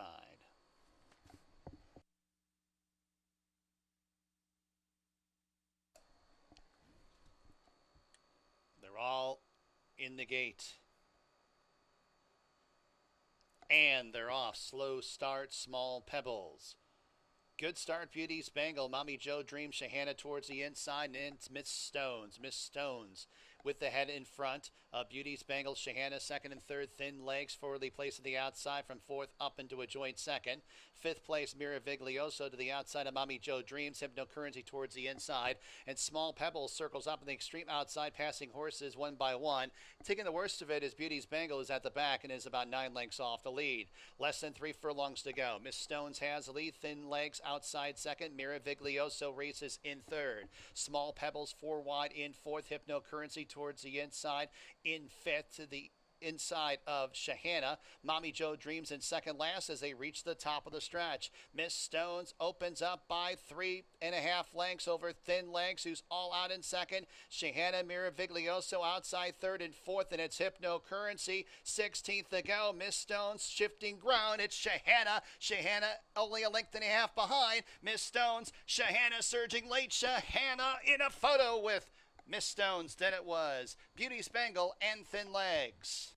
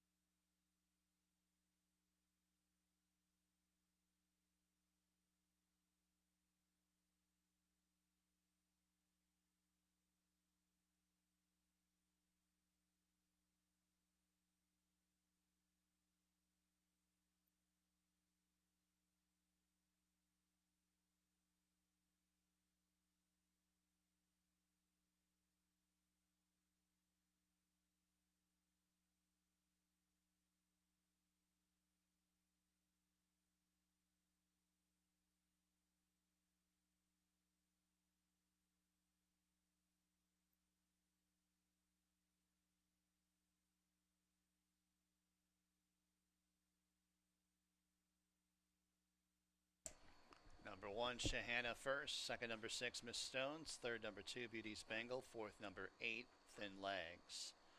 5.5 furlongs, 106.41.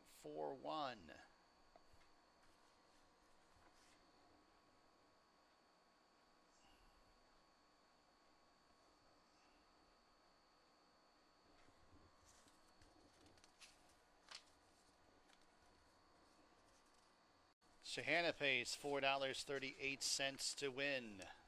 Second race official. Shahana, New York bred, 4-year-old chestnut filly by Solo Meany out of Halo's Surprise. By Purple Haze Stables owns. Chris Engelhart is the trainer. Ray Lou Gutierrez, the winning jockey. Shahana now 4 for 5. Lifetime at Finger Lakes. Andy Beednell, bred Shahana. Double $18.52. Superfecta $114.21. Exacta $32.06. Trifecta $121.12. Third race at Finger Lakes, no changes. Exacta, trifecta, superfecta, daily double, pick 4 wagering. Post time in 24 minutes at 2:05 p.m.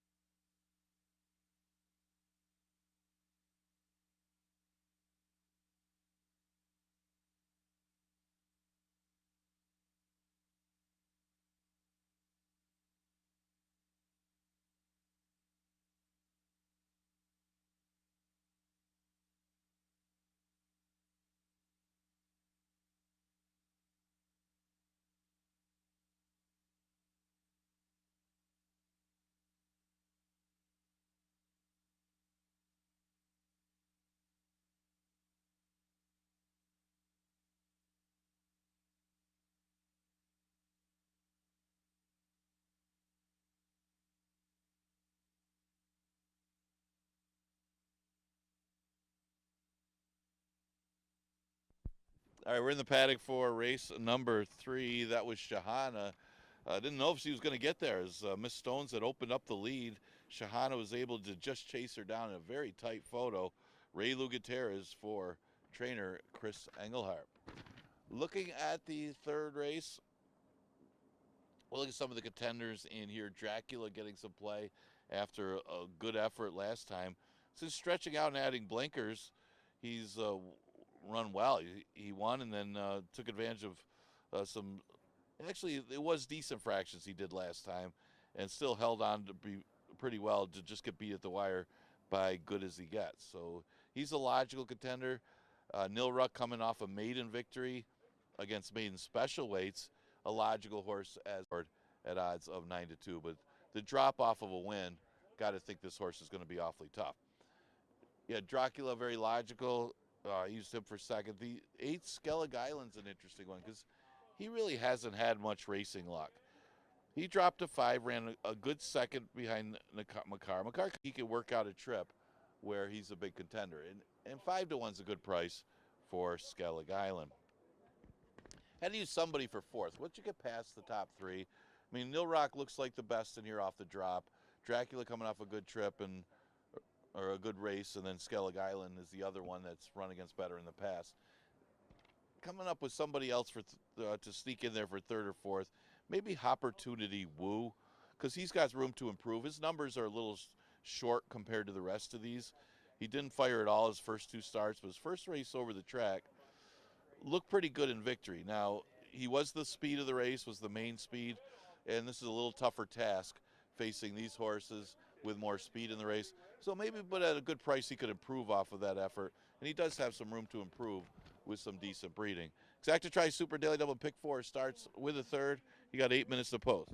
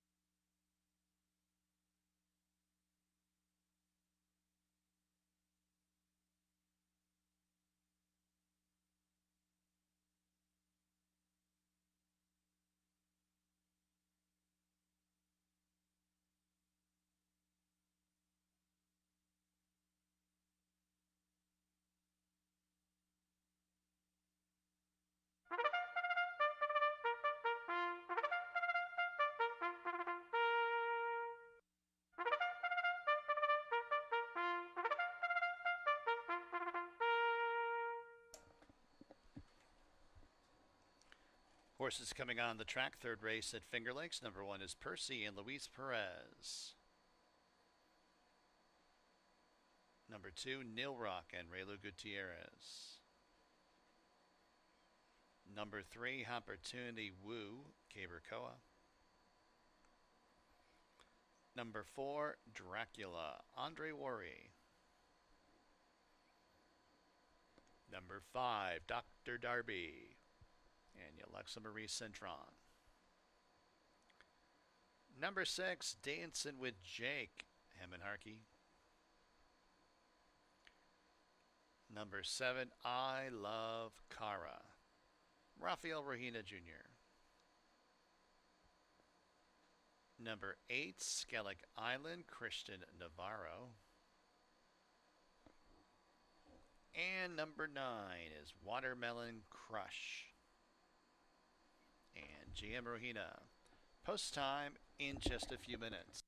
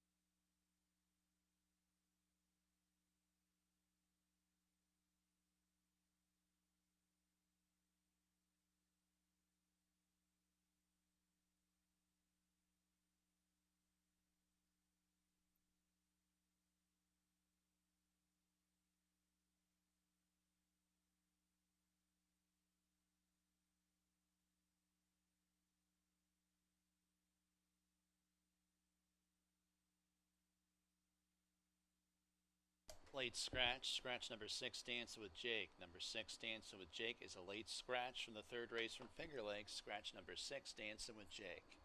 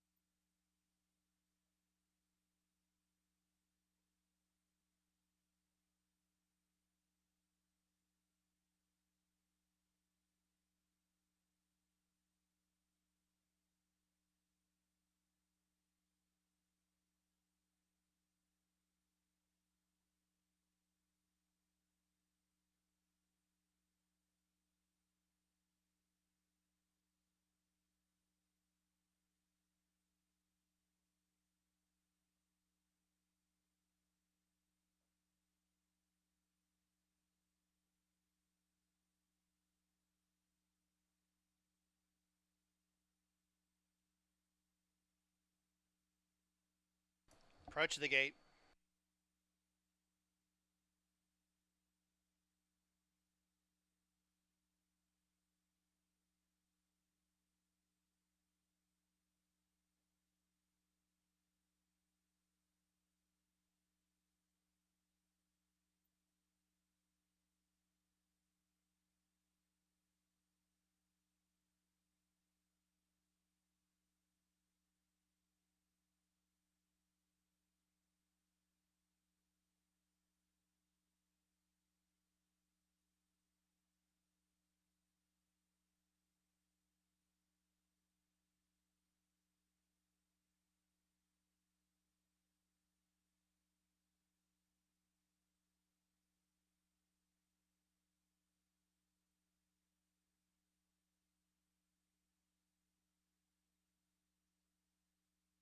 And the horses have arrived at the starting gate. Third race at Finger Lakes.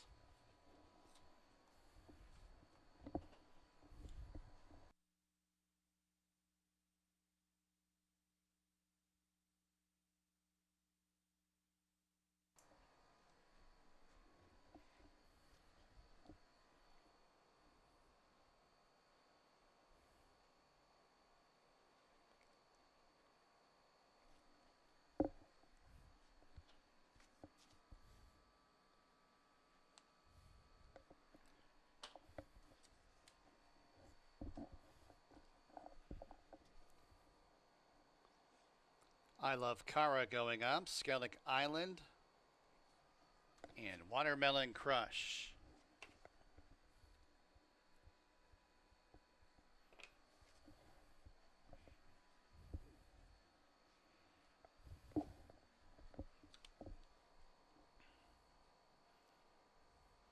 They're all in the gate. And they're off. It's Percy and Dracula. These two zip out for the lead. Neil Rock is in between horses in third. Watermelon Crush deep on the course in fourth, and it's Skellig Island and Opportunity Woo.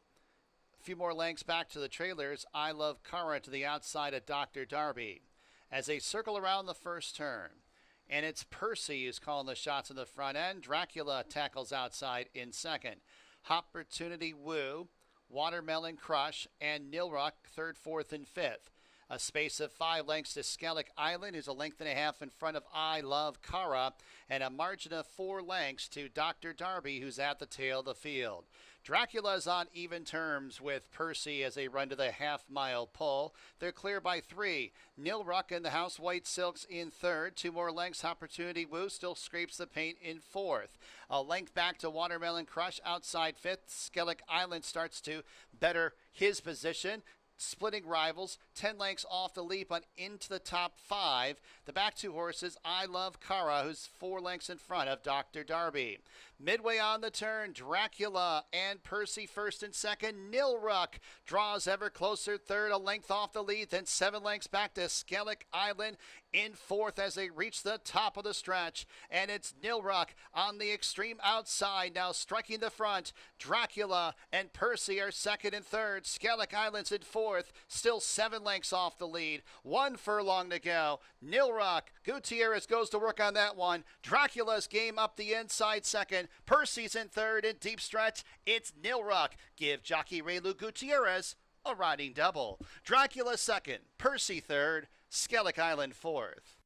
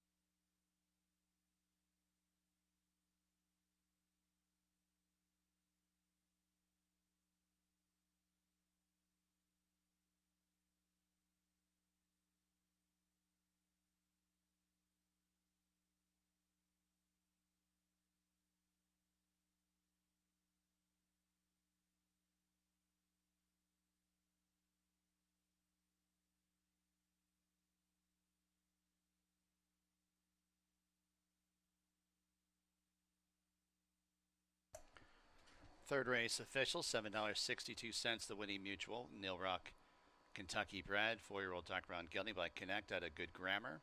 Michael Schrader, the owner. Ronald Breed Jr., the trainer. Raylu Gutierrez, the winning jockey. 2 wins in the card for Gutierrez.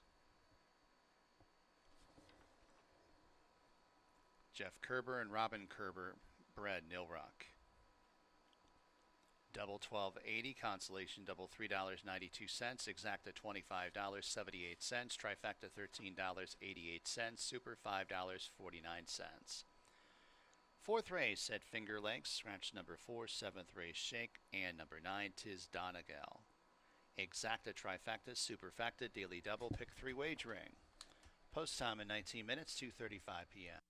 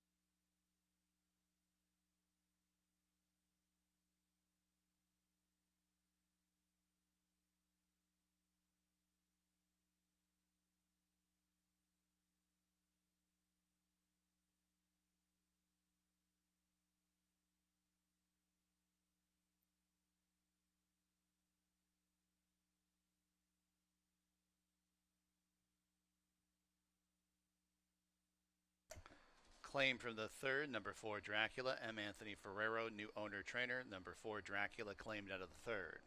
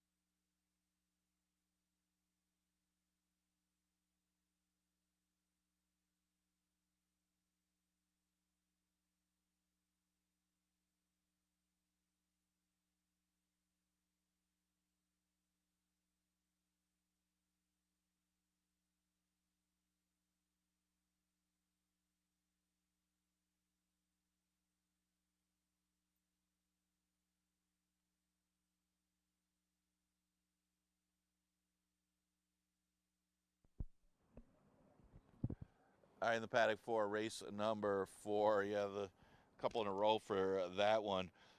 And Raylu, good fish. No big surprise with those two, as those were the two that battled it out at the end. We scratched the 4, 7th race shake. Just ran the other day. We were talking about that horse. He got caught behind a wall of horses. Scratched the 9, Tiz Tonigal, out of race number 4. Looking over this one. He gets a few of the horses coming out of the same race. Race won by Cascade Cruiser.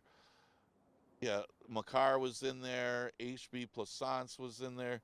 Actually, they pretty much all were. Neptune Beach, and you kind of watch the race, and that's probably where you can do your homework by watching that race where they all come out of.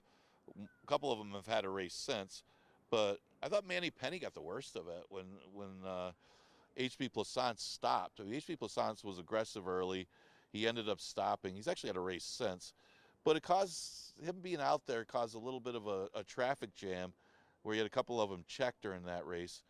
Break the Fall was the one who was trying to close ground, and he ended up having to circle wide and probably affected how he finished. I think you got to give Break the Fall another chance here. He'll have something to run at, and it's just a matter of the pace flow and getting the trip. He's currently at odds of 3-2, slight favorite in here.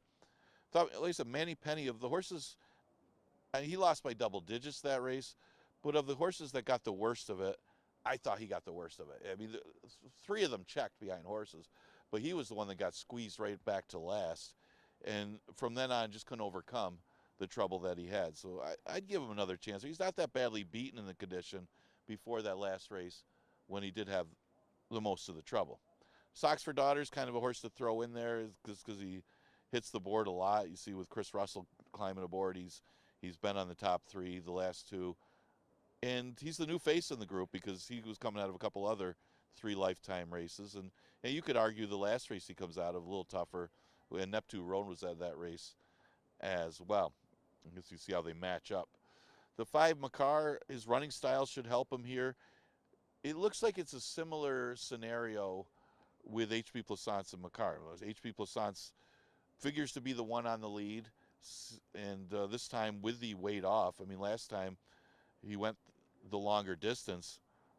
He was out there alone and stopped, but maybe the weight off will help. He seemed to improve with the apprentice rider last time. But Makar could be the one sitting in the perfect position behind HB Plaisance if that one stops and take over at some point, and maybe get first run in some of these other ones.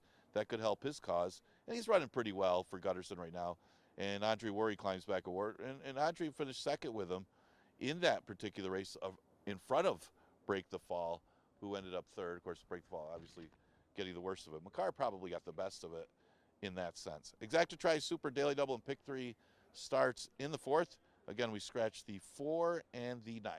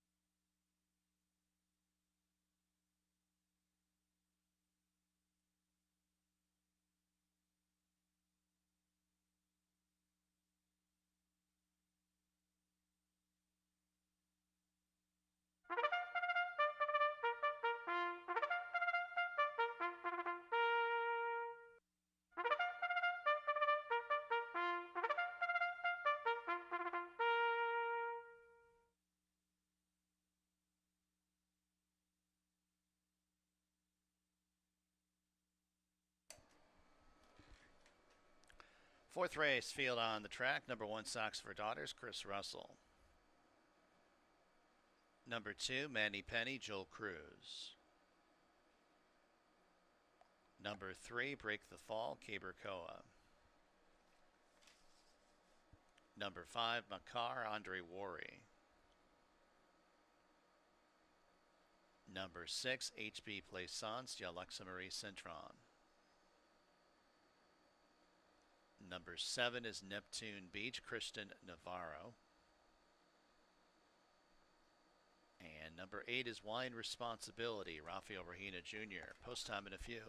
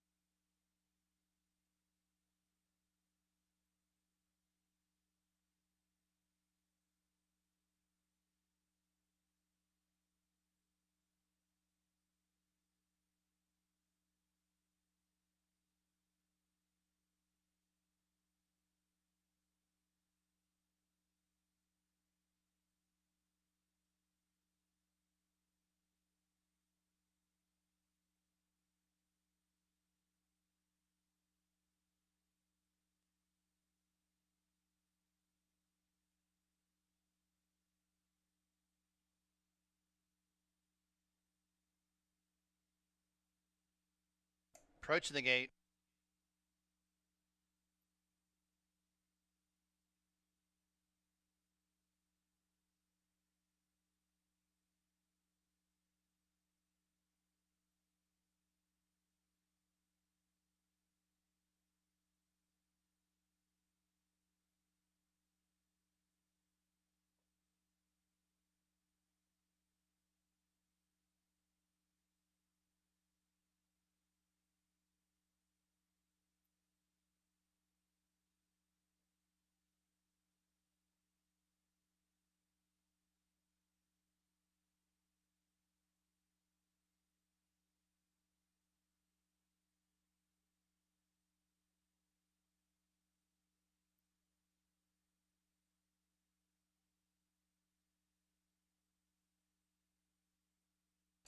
Horses at the gate for race 4.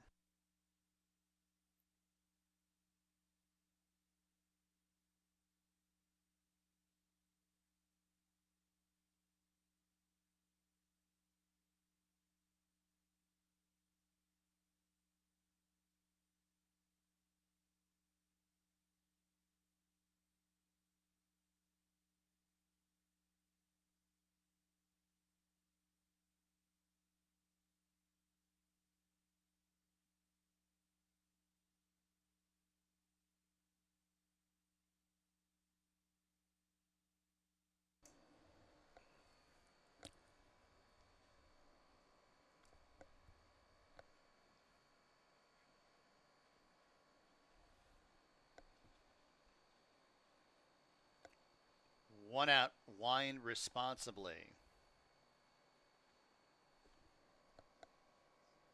They're all in the gate. And they're off.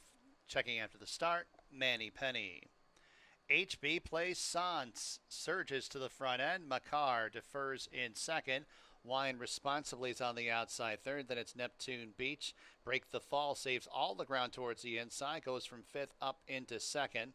Second last is Socks for Daughters, about 11 lengths off the lead. And 3 lengths back to Manny Penny, who's at the tail of the field.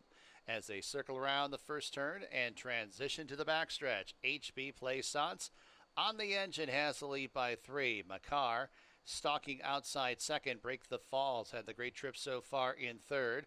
Then 4 more lengths to Wine Responsibly in fourth. 3 parts a length to Neptune Beach in fifth. A space of about 7 lengths to Manny Penny, who's out of last, and Socks for Daughters trails the field. Half mile to go. HB plays Sans, leads by 4 over Makar in second. As it's Break the Falls, punching through towards the inside third. Neptune Beach and Wine Responsibly fourth and fifth. Then 7 lengths back to Manny Penny, who's 4 lengths in front of Socks for Daughters, who's at the tail of the field. 2.5 furlongs to go, and Makar has taken over the lead from HB Play Sans. As it's Neptune Beach and Wine Responsibly, who are third and fourth. Break the Fall under a drive in fifth. Manny Penny is in sixth, but still about 8 lengths off the lead of Makar. Makar with 3/16 to go on top by 3. HB Play Sans. Manny Penny gets through towards the inside. Manny Penny now shifting to the outside as they run to the 16th pole. It's Makar, but Manny Penny's got that one. Manny Penny, and here's Socks for Daughters with a late thrust on the outside. Photo finish. Socks for Daughters coming out of nowhere in a photo with Manny Penny. Then it was Wine Responsibly.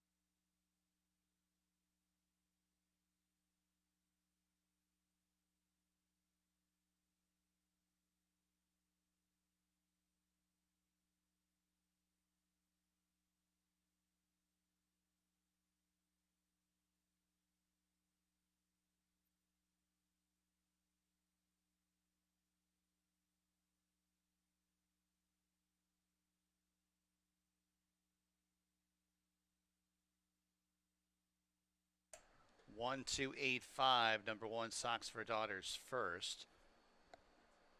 Stewards have posted the inquiry sign. They're going to take a look at the stretch run.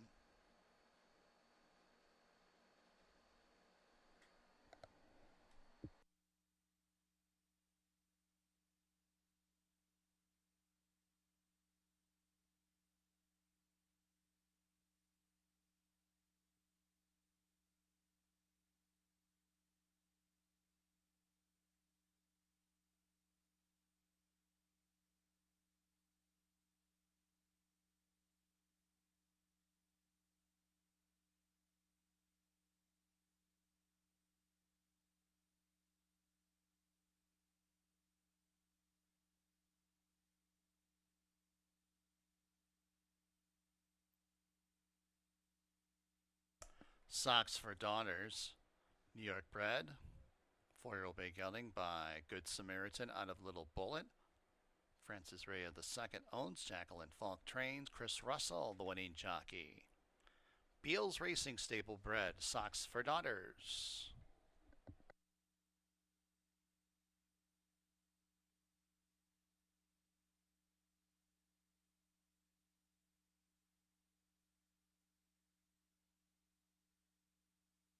No change. No change in the order of finish.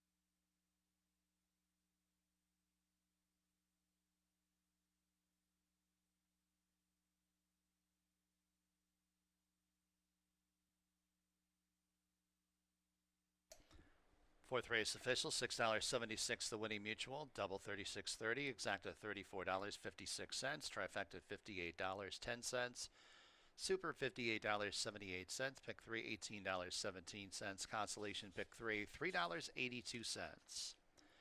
Fifth race at Finger Lakes, scratch the 2 automated teller, the 7 Fidalia, the 11 True Destiny, put Emmanuel De Diego on number 4 Devilly. Exacta, trifecta, superfecta, daily double, late pick 5 wagering. Post time for race number 5 at about 21 minutes at 3:07 p.m.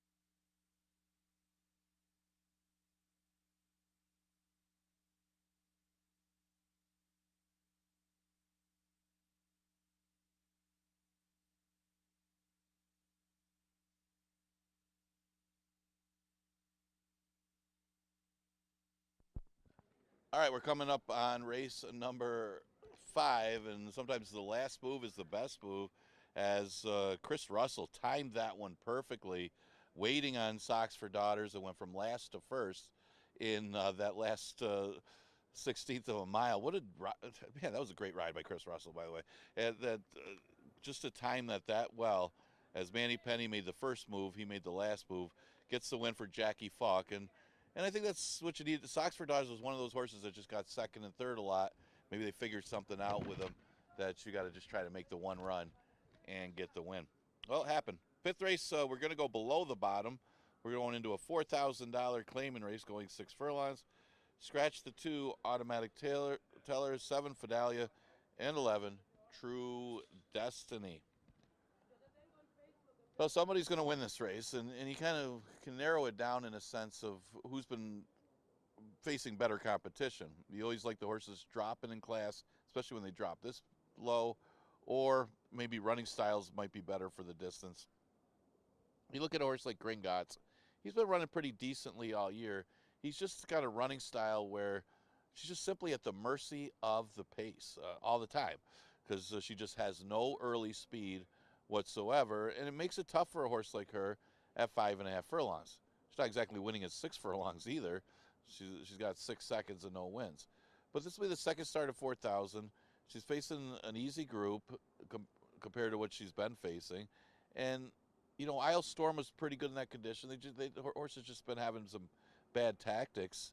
That horse finally ran her race, and she was just late getting there because of her running style. Maybe at 6 furlongs, she's got a little more room that she can put in that late run, and she could be one of the main contenders there. She's one of the main contenders in here. Thought the other one would be a horse cutting back in distance. Seattle Causeway. She's been going primarily routes. She's never won at the distance either. And all of her wins have been on synthetic surface. So she's never won on the dirt. Maybe today's the day. She's also never run in the dirt against 4,000 claimers. She's just run against better competition. Her numbers on the dirt the last couple are good enough where she could beat this field, but they are in routes. So if she can run that kind of a race in a sprint today, she's better than these. Even on the dirt, she's just better than these, even though she's a better synthetic horse. Reiterate was my third choice. She's a price in here, but I like her running style because she's going to be up close in a race that doesn't have a ton of speed, which might be a problem for Gringotts as well. But the speed comes from Franny Lou and Coffee Futures. And Coffee Futures isn't even that fast. She's just been getting the lead at some of these 4,000 races because they're just slow races. Franny Lou is probably the fastest horse early. You just don't know what to expect from Franny Lou. Her form has not been that good. She's only a one-time winner. So if she could get the lead, she's dangerous. But in saying that, because she's got questionable speed, Reiterate's got tactical speed from the outside, which puts her in the race early, which is probably where she wants to be. She has the weight off with the apprentice rider, and it kind of puts her in the number to hang around against these. So, and she's a 10-time winner against these horses are mostly the 2 to 4 time winners in a lot of these races. I mean, you got Wine Trail, who's still a 2-time winner, and you got Franny Lou, who's a 1-time winner, and Devilly, who's still a 3-time winner, and they've had a lot of starts between them. So, I mean, Reiterate's had a lot of starts, but she's got 10 wins in 22 seconds. It puts her in the number. Wine Trail couldn't have got a worse trip than she got on September 16th, and she ran a little better last time running with these horses. She's at the mercy of the pace as well, and if it does develop, look for her to be closing late. 4 minutes to post for the 5th. We're going to start the pick 5. The late one, Exacta Tri Super and Daily Double offers, scratch the 2, 7, and 11.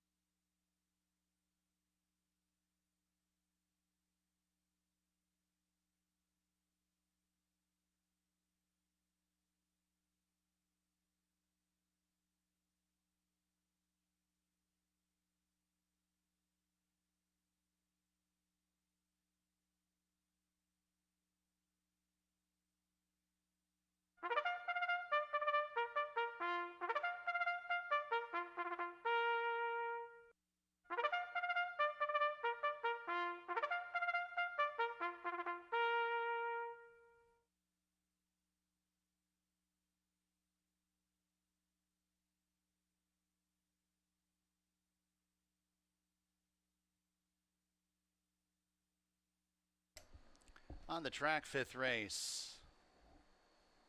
Here at Finger Lakes, number 1 is Coffee Futures and Rafael Rahina Jr. Number 3 is Franny Lou, Joel Cruz. Number 4, Devily, Jockey Change Emmanuel de Diego. Number 5, Seattle Causeway, Christian Navarro.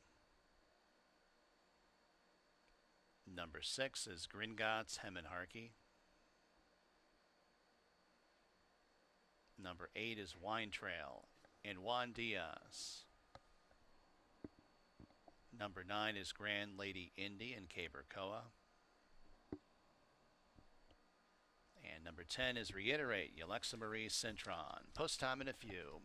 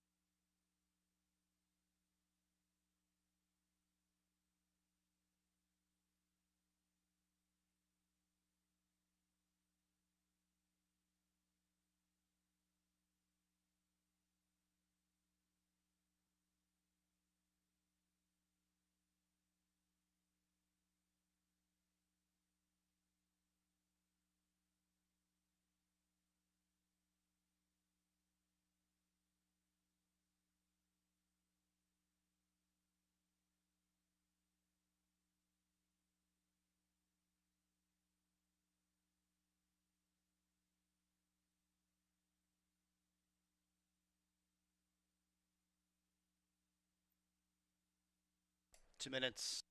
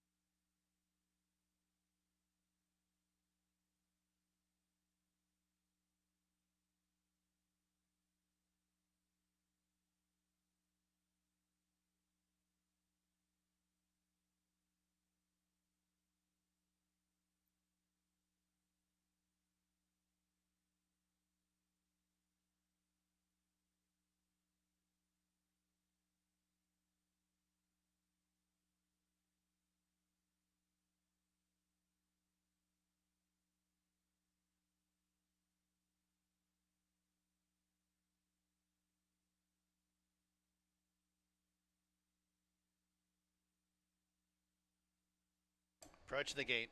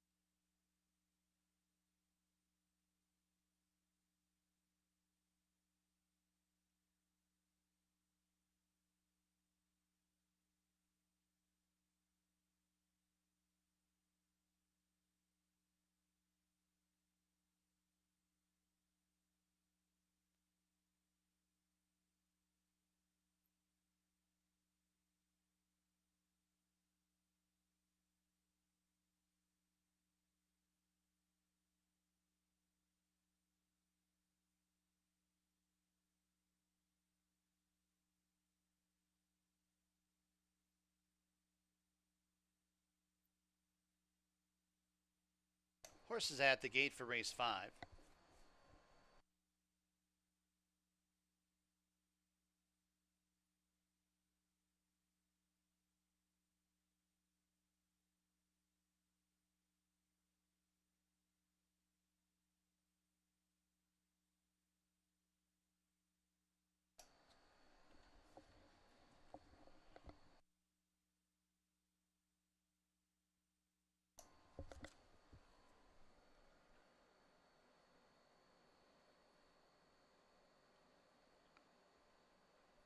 Grand Lady Indy and Reiterate still behind the gate. Reiterate the last to load up.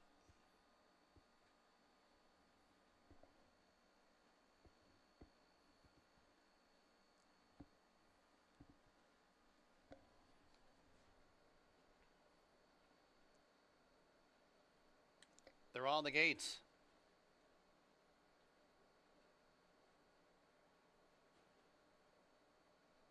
And they're off. Looks like a great start. It's Reiterate and Devilly going out for the lead. Coffee Futures up the inside from about fourth up into the lead. Third place now is Green Gots. Reiterates on the extreme outside. Then it's Seattle Causeway. It's Franny Lou shuffle back to third last. Second last Grand Lady India. One way at the back here is Wine Trail, about 17 lengths off the lead. As they make the entry into the turn, Coffee Futures on top, the lead's a length and a half. Devilly in pursuit in second. Gringotts contends outside in third. Now up into second, a length off the lead.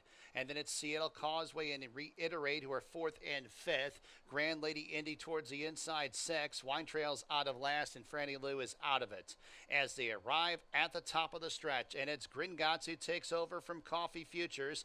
Devilly's on the outside. Grand Lady Indy's at the fence, now up into third, but still about 6 lengths off the lead as Gringotts takes over. Gringotts opens up by 3 lengths over Coffee Futures, and then it's Grand Lady Indy, 16th to go. It's Gringotts who's going to win this race by daylight.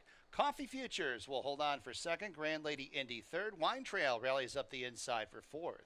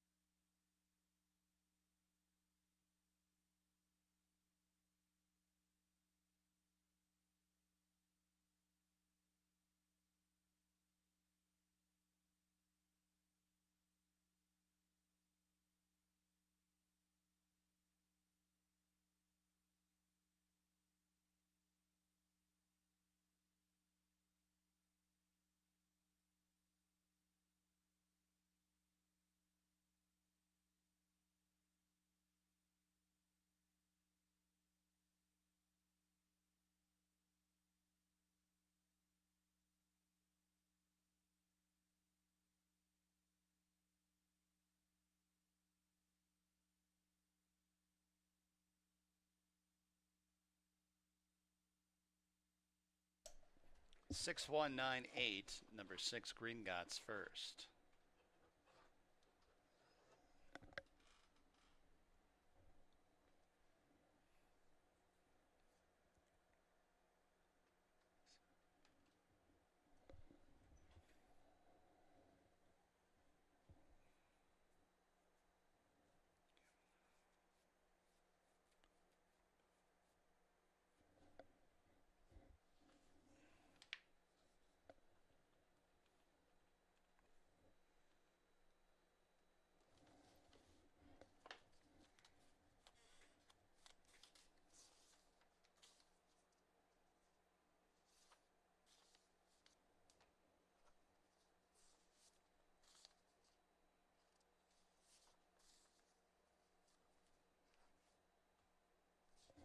Back to the winner's circle, number 6, Gringotts. New York bred, 8-year-old bay mare by Central Banker out of Secret Breeze. Kamala Besasser, the owner. Nurka Hortas, the trainer. Hemant Harkey, the winning jockey. Cedar Meadow bred Gringotts. $4.76, the winning mutual.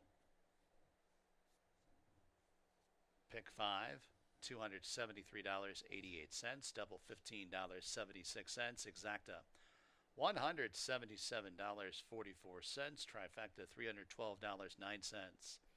Super, $259.94. 6 race, Finger Lakes, scratch number 5, Bustin' Roxy. Put Michael Davila Jr. on number 2, Sweet Invasion.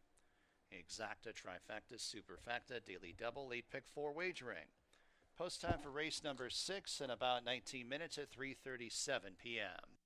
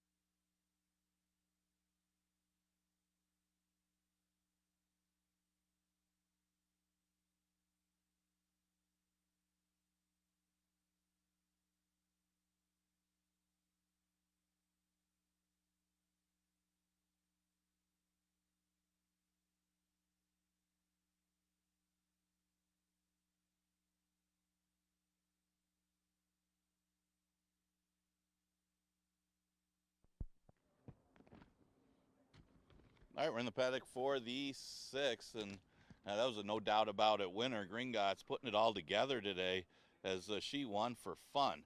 Heman Harkey for Nurka Huertas, as easy as you'll see a horse win, and she will start off the late pick 5 with that victory. We go to the 6th, and we scratch one of the speeds out of here, Bustin' Roxy. Michael Davila will be aboard the 2, Sweet Invasion. Look at some of the contenders in here. You got Sky Travel, who figures to be the speed of the speed in here after just being forced to go too fast to get the lead last time against the 11 and 9s. She went 21 and change for that first quarter. And the race was loaded with speed, so it wasn't a surprise that she did so, that she had to go that fast if she wanted the lead, but she didn't have anything left for the rest of the race, and the race fell apart. You had Lincolnville Beach and Thin Legs coming from out of it to run 1-2. Her previous race, she won against the Lifetimes. She was able to get the lead in reasonable fractions. It actually came home the same time as the race that she went too fast early. So if she could avoid going 21 and change, she should be able to hang around at least and have a chance to win this one. She's at 4-1 right now. Ace up her sleeve, looking for 2 in a row, is getting the action here. Now, she didn't beat much, but it was her first race over the track, and it was her second win on dirt. And 2 of her 3 wins have actually been on the dirt, even though she's tried a lot of different surfaces. She's had 8 starts on the turf, 8 starts on the synthetic, and only 5 starts on the dirt. So she's tried all different surfaces.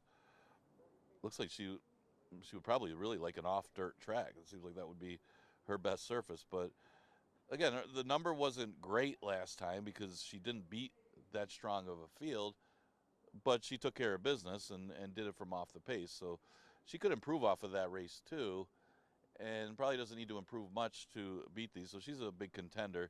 It's tough to gauge how good she is off of that race because it was a much softer race than this one. Carol Said No made a nice move last time, and then just kind of flattened out because she got caught wide trying to make a late move. That was after getting up to get the victory. She could take advantage if Sky Travel gets softened up at all in this race because she could have that stalk and pounce style where she could sit back and make a run. So she's not out of it if she could get the right kind of trip as well. The other horse I used in here was the drop down. Nurka Huertas just won the last race, the 5th race, with Gringotts, who was a much the best winner. This one drops in class. Talk about light thoughts. She looked good early in the year. She won 2 in a row. She won off the claim, stepped up to win the 11 and 9 3 Lifetime against Carol Said No's in this race.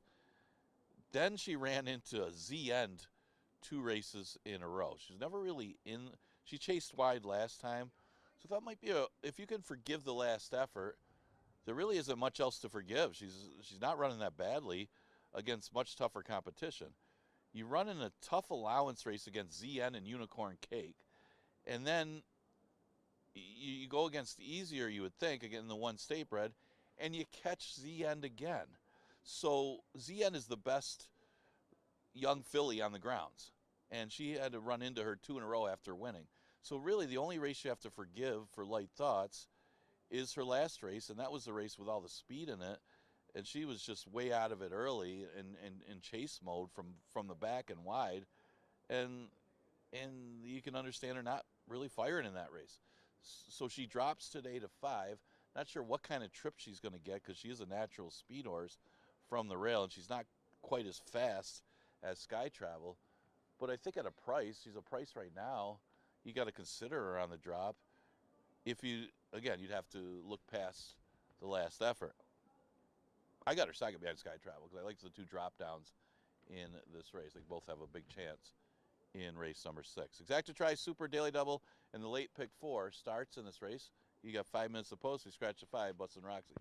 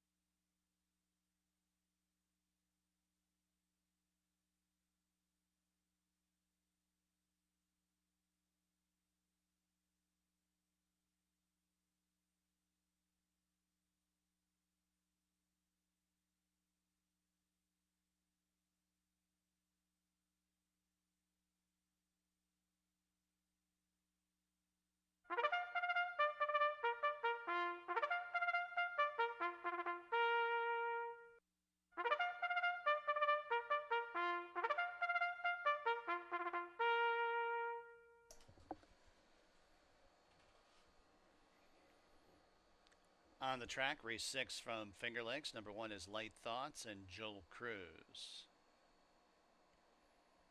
Number 2, Sweet Invasion, jockey change Michael Davila Jr. Number 3, Flattery's Music, Rafael Regina Jr.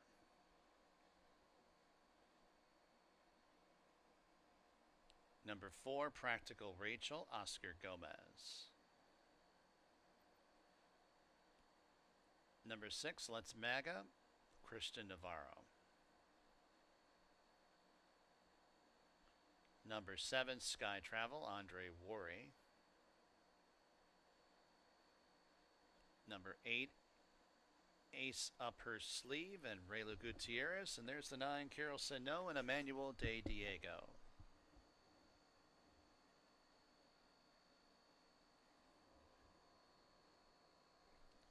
Post time in just a few minutes.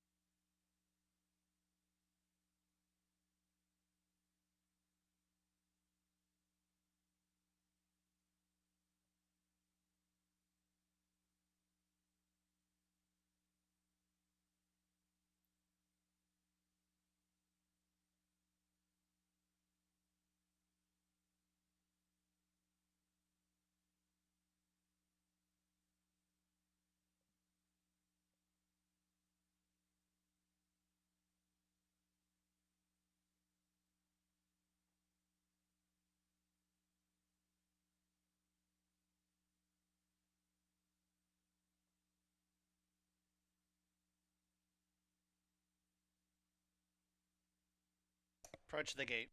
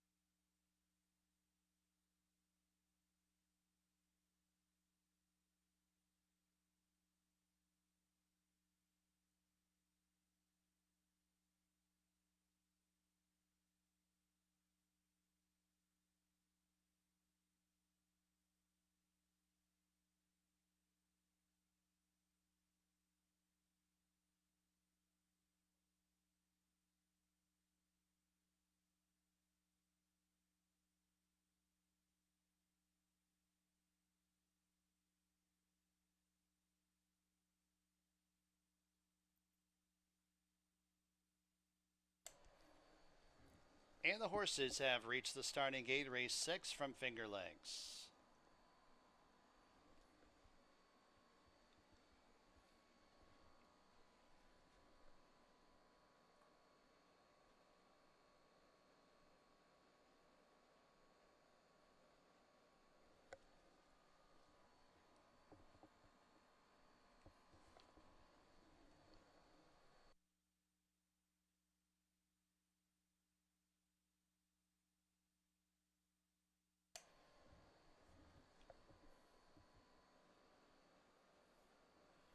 Two out.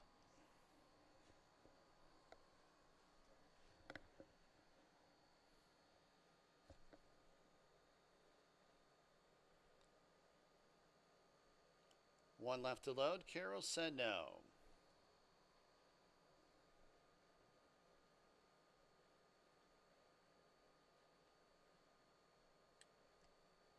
They're all in the gate. And they're off. It's Sky Travel rushing out for the lead. Flattery's Music flashing early speed in second. Light Thoughts improving up the inside in third. And then it's Carol Said No deep on the course in fourth. Sweet Invasion fifth. Let's MAGA mid-flight in sixth. 7 lengths off the lead. 8's up her sleeve outside of her. And a space of 3 to Practical Rachel, who brings up the rear. Entry into the turn, Sky Travel on the front end. The lead's 2 lengths. Light Thoughts in the white blinkers gets off the inside in second. Flattery's Music races in third. Then it's Carol Said No from fourth up into third, but is under pressure. 4.5 lengths off the lead. Ace up her sleeve, bettering her position up the inside in fourth. Still about 6 lengths off the lead, and everyone's trying to catch up with Sky Travel. Sky Travel comes off the turn, leading by about 4.5 lengths. The battle for second, Light Thoughts, the outside of Ace up her sleeve. And then it's Practical Rachel from far back, splitting rivals. Sky Travel drifting about. Practical Rachel rounding in between horses. Practical Rachel's going to get up, defeating Sky Travel. Then it was Light Thoughts in the 6th from Finger Lakes.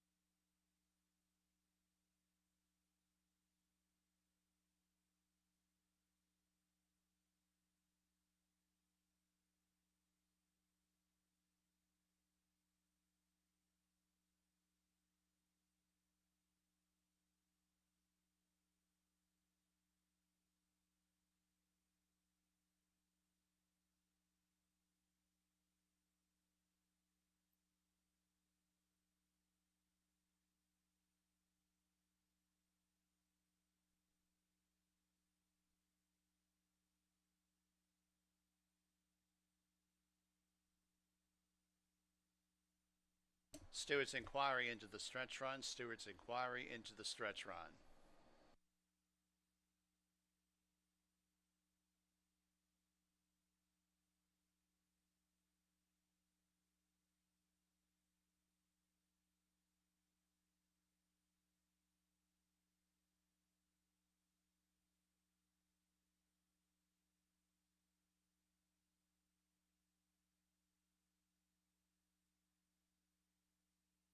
4, Practical Rachel first. 4718, Stewart's inquiry into the stretch run.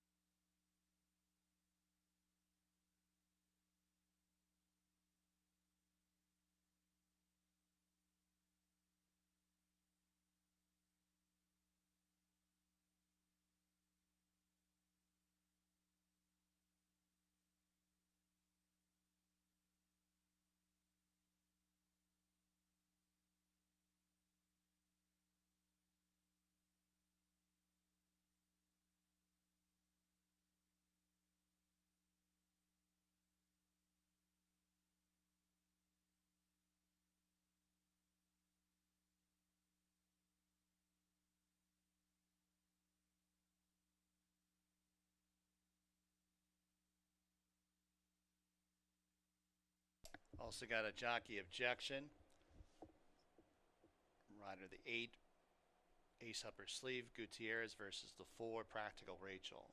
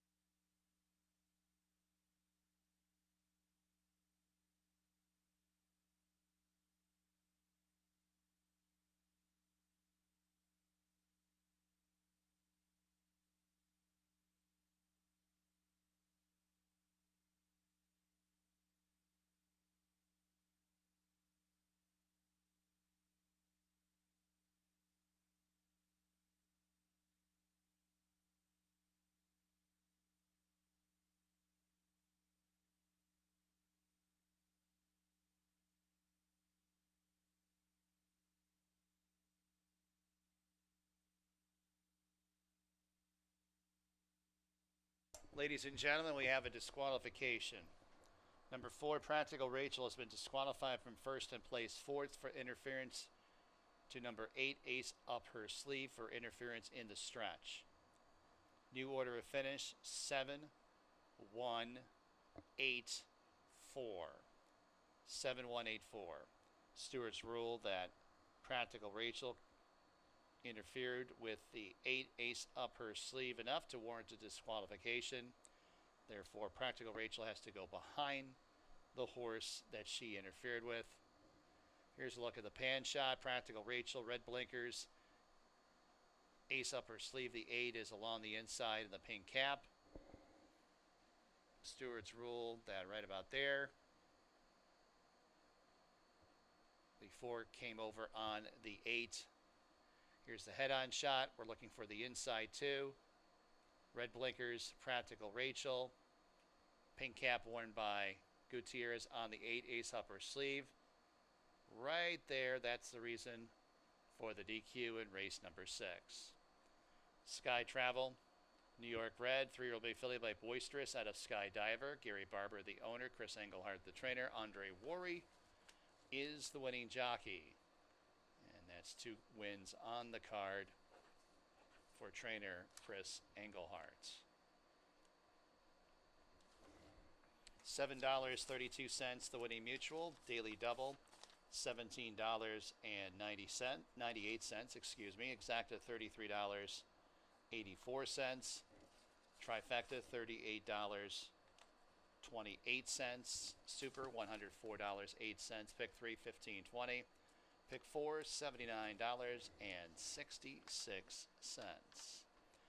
Seventh race, Finger Lakes, scratch number 3. We call them fun coupons.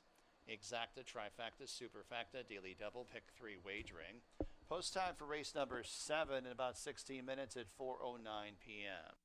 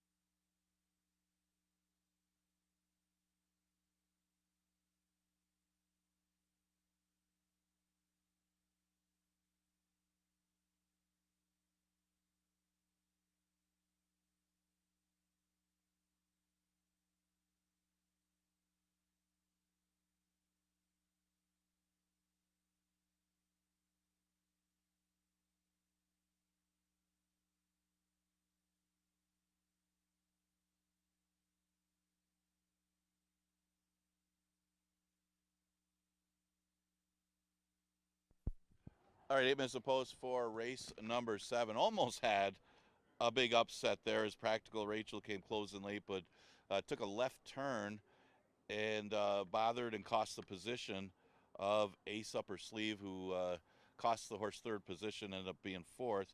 So Practical Rachel was DQ'd, and Sky Travel, who looked like the winner coming down the stretch anyway. That was actually surprising that Practical Rachel made such a big run, but did get DQ'd. So Sky Travel awarded the win, Andre Worry, for trainer Chris Engelhardt. 7th race, an allowance event, never won 3 condition, going 6 furlongs. We do scratch the 3. We call them fun coupons. A very competitive race here. And you have a horse that's a really tricky read in the sense that you got Clancy Fancy. If you go back to this horse's races over the winter, last fall and last winter, I mean, a lot of time between races. But if you look back at those races, he easily wins this race. He's got good early speed. He's the speed of the race. Problem is, that's where it's tricky, he's had 3 races since January, and he hasn't hit the board in any of them. They're tough fields, but he hasn't shown as much speed on the turf as he did on the dirt in the previous races either. He did run a decent 4th going 6 furlongs on the turf when he did run in June, and just had nothing last time. So very tricky read on Clancy Fancy, but if he runs his race and gets the lead and runs back to those races over the winter, he's going to be awfully tough to catch. And he's right now getting some play at 2-1. Again, you can see this horse winning pretty easily, or you can see the horse not even hitting the board. It's just which Clancy Fancy are we going to see today? Very tricky trying to read this horse after the last race on the turf and how lightly raced he is. He used the 1, My Cool Hand Luke, for second. Actually, kind of like both of Barrow horses in this race as having been win threats. Now, My Cool Hand Luke is a horse that hits the board a lot. In fact, has hit the board the last 6 starts in these sprint races. But I don't think in any of them he looked like he had any chance to win. He's probably the closest last time. That's probably the only time he actually looked like he had a possibility of winning the race. He did run a good second to Play. Play is a real good one. That was on September 2nd. He made a nice late move, made a lot of ground up. Didn't look like there was any chance of beating Play, but the fact that he only lost by a couple lengths is a good sign. And also, Gold Templar made the race look better because Gold Templar finished 3rd behind him, and he's the one that finished ahead of him last time, so that one did come back to win. They ran 1-2 out of that race. That was going shorter, 5.5 furlongs. He goes back to 6 furlongs today. Again, he's kind of at the mercy of the pace and kind of at the mercy whether the 7 stops and comes back to him. But he's one of those late runners that hits the board every time, passing the horses that are tiring, and you'd expect him to do so again today. And he's really a big price considering the good form that he's in. That he's at odds of 7-1. Actually, very surprising price. Billy at the Gates, the other Barrow trainee. Flores is on this one. He's ridden My Cool Hand Luke, although Gomez rode him last time. Here's another one. He has not missed the board. Either one of these Barrow horses, they don't miss the board in their last 5 or 6 starts. That's the whole career of Billy at the Gate. And he's coming off a good-looking victory last time against a little bit easier field. That's after running second to Unicorn Cake, when Unicorn Cake ran like Unicorn Cake does when he's at his best. So hard horse not to use in here is Billy at the Gate. It's going to be interesting to see what his running style is going to be. You would think that he would be stalking behind Clancy Fancy, hoping that one stops back to him. But he's a contender as well. So there's a few of them that have a good chance to win the race number 7. Exacta Super Daily Double and pick 3 starts in here. We do scratch the 3. We call them fun coupons.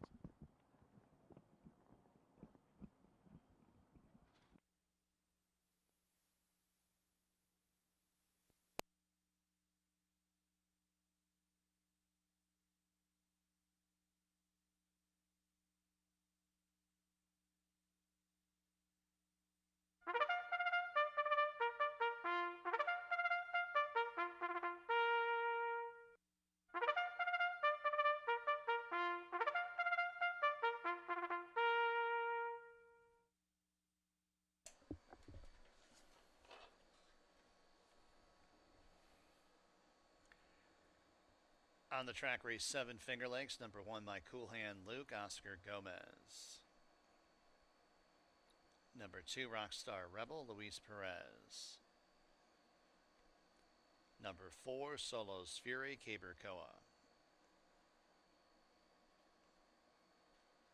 Number 5, Cast a Coin, Chris Russell.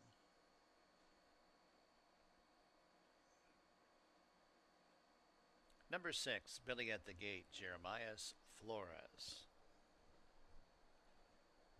Number 7 is Clancy Fancy and Andre Worry. And number 8 is Bolt to Run, Kevin Navarro in the irons.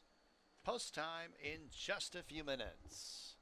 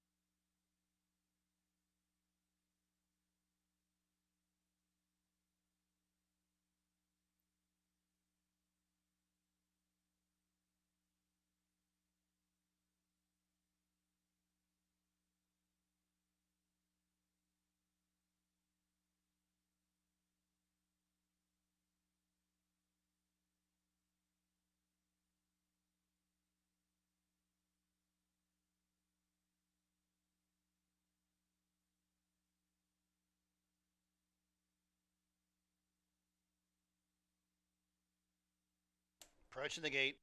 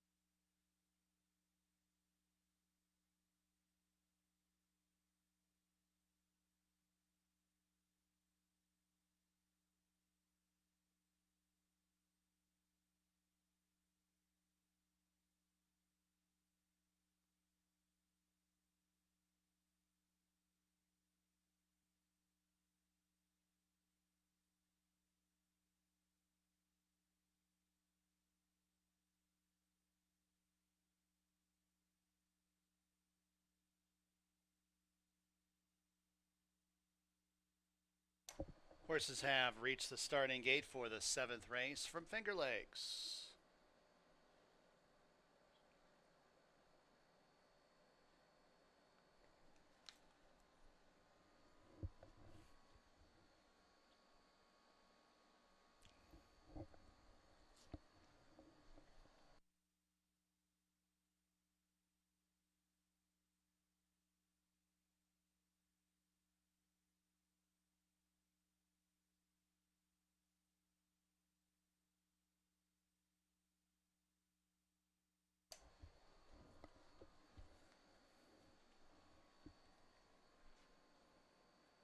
Cast a coin.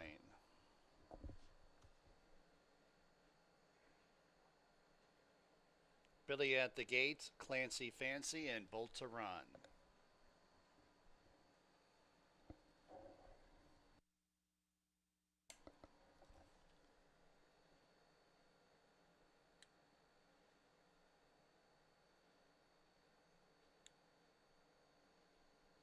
Bolt to Run to the outside. They're all on the gate. And they're off. Cast a coin. Billy at the gate. Solo's Fury all sending for the lead. Clancy Fancy on the far outside. It's Billy at the gate. Clancy Fancy first and second. Cast a coin races third. Solo's Fury backs off the pace in fourth and about 4 lengths off the lead. A space of 3 lengths to Rockstar Rebel, then a big margin of 8 lengths to My Cool Hand Luke in second last, and 3 more lengths to the trailer. Bolt to Run. First quarter mile, 23 and a fifth. Billy at the gate and Clancy Fancy spar for the lead. They're clear by a couple lengths. Cast a coin. Improving on the outside up in the third. Solo's Fury shaking up. Rockstar Rebel outside up into fourth. Many lengths back to My Cool Hand Luke, and then still another 10 lengths to the trailer. Bolt to Run. A quarter of a mile left to travel. It's Clancy Fancy who shrugs off Billy at the gate in upper stretch. Cast a coin. Rockstar Rebel bearing down the outside. Solo's Fury shifting to the outside in that white face about 4 lengths off the lead. 1 furlong to go. Clancy Fancy cast a coin, comes after that one in second, and then it's Solo's Fury, 16th to go. Clancy Fancy digs in. Cast a coin to the outside. It's Clancy Fancy victorious, defeating Cast a Coin. Then it was Solo's Fury and Billy at the gate.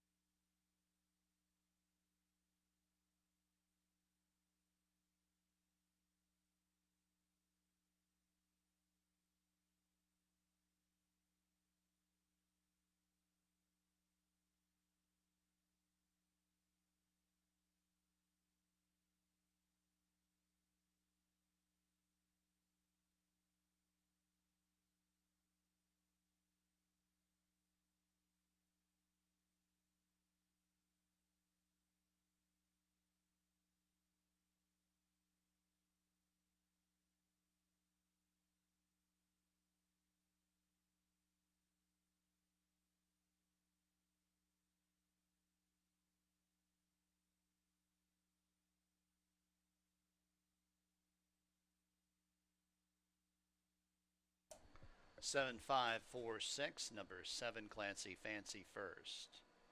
6 furlongs, 112.08.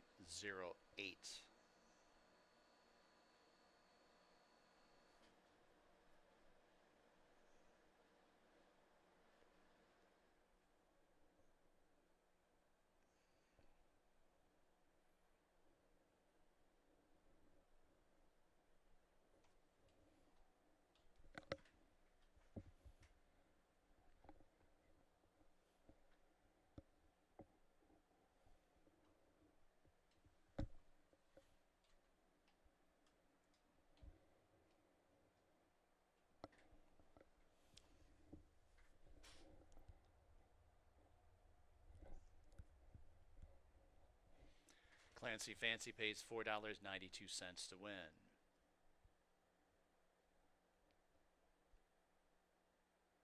Clancy Fancy, New York bred, 5-year-old chestnut gelding by Palace Malice out of Alto Bell. Roll the Dice Thoroughbreds owns Chris Engelhart trains Andre Worry, the winning jockey. Roll the Dice Thoroughbreds bred Clancy Fancy. 2 wins in the card for jockey Andre Worry. 3 wins for trainer Chris Engelhart. Double 1260 exacted $15.12. Tribe $15.58. Super $14.19. 8th race at Finger Lakes. Scratch the 3 Sharp Play Boy. Number 6 Gold Templar. Number 9 Erie Man. Exacta, trifecta, superfecta, and daily double wagering. Post time for the 8th race in about 18 minutes at 4:39 p.m.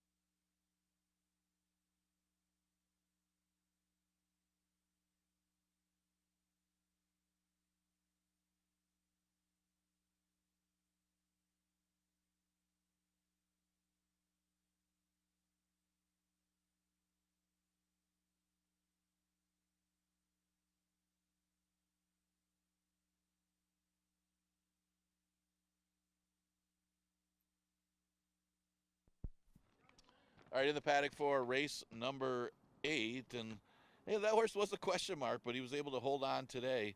Another win for the Engelhard Worry combination. We scratched the 3 Sharp Playboy, the 6 Gold Templar, and the 9 Irie Man out of race number 8. Look at some of the contenders in here. You got the 1 Apollo Code, who comes out of a race that went very quick by East Coast Girl. When East Coast Girl gets the lead, every once in a while, that horse just tears a hole in the track with a 104. 104 is very quick here at Finger Lakes. So he lost by less than 5 lengths in that race. The race before, he ran into Coin Jar, who's a much improved horse that's running against some of the best horses on the grounds right now. So his form, he's actually better than what it looks in the sense of company kept. This horse has been against a couple really nice fields the last 2 races. And I tell you what, this other race, his first race over the track, that Banker Blaney, who's now retired, was no slouch either. I mean, that horse had won 5 in a row. So I think company kept Apollo Code might be a good look here. And I took him on top, and he's a little bit of a price compared to the other 2 they're betting at 4-1. But again, he's against better competition. Although I say that, but Sorority Prank was unbeatable earlier in the year. Not sure if he tailed off the last couple. I mean, he's still finishing second, but his first 2 races over the track, you weren't beating him. When he won the 2 and 3 Lifetime, it was very impressive, both those starts. Now, he got a good challenge by King's Leap, but King's Leap also ran 3rd in the New York Derby, so it wasn't like he was any slouch. He just won a race last week. It looked like it was going to be a match race between him and Hey Toby, and I think that's where he met his match. And you would think going to the 1 State Bred would be an easier step back for Sorority Prank, but he had no resistance against Hey Toby, so he might have regressed a little bit that race. And he got caught last time by a horse he would have beaten easily earlier in the year. So they gave him a little bit of a freshening since that race, and he comes back at a shorter distance. So if that Sorority Prank can put it together today at 3/4, he's never won at the distance, but you know he's got the talent compared to these, and he's getting some play at 2-1. The favorite in the race right now is Little Lang coming off a victory. He did put up a good number in that race in New York coming off the turf, and actually 2 of his 3 wins have been on the dirt, so maybe this horse is finding his groove on the dirt. Well, he turned back and won a 3 Lifetime 30, so this is a nice spot going to the 1 State Bred. He'd be no surprise in here. He's got some tactical speed that he could be out there with the speed here early, and it depends on how much early speed Sorority Prank has in a sprint more than anything. But obviously he's getting played. He's got some class. He's at 8-5. Exacta Tri Super Daily Double offered in race number 8. Again, scratch the 3, 6, and 9.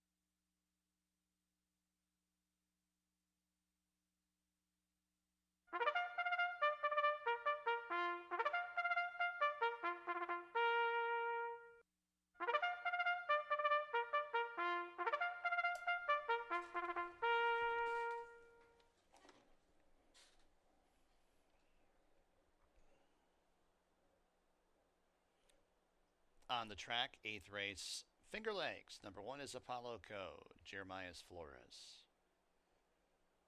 Number 2, Happy Instead, Luis Perez. Number 4, Sorority Prank, Andre Worry.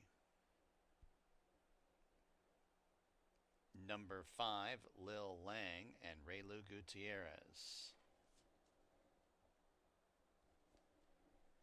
Number 7 is Prince of Truth and Oscar Gomez. Number 8, Revivalism, Kevin Navarro. And number 10 is Freetsdale and Cabercoa. Post time in a few minutes.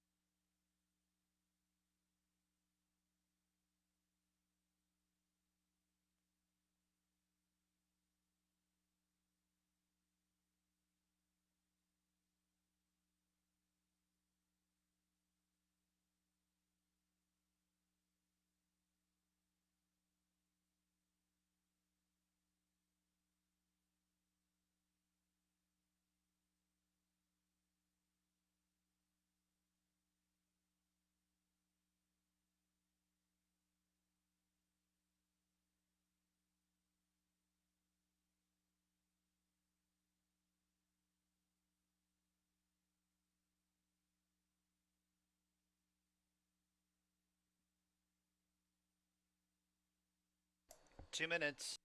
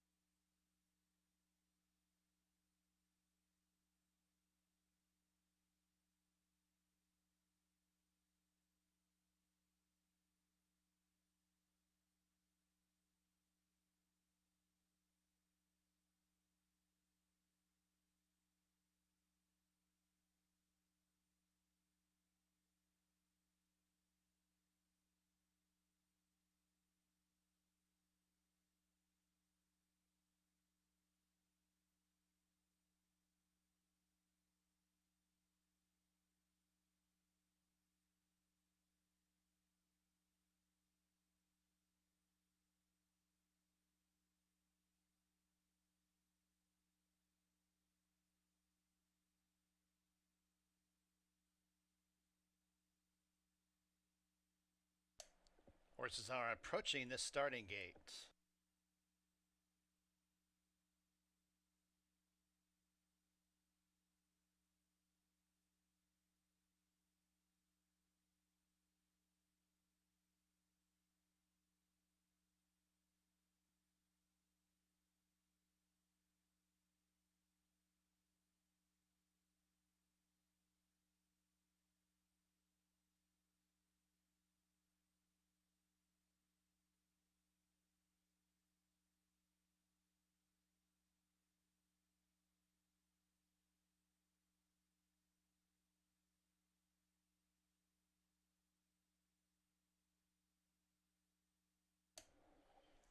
And the horses have arrived at the gate for race 8 from Finger Lakes.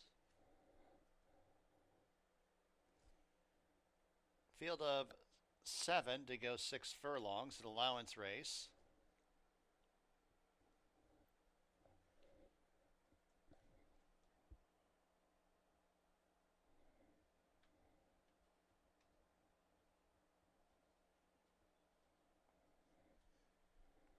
Sorority Prank, Lil Lang,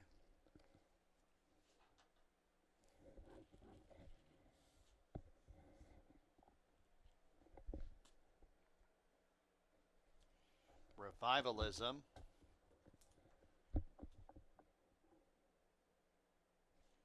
Freedsdale. They're all at the gate, and they're off.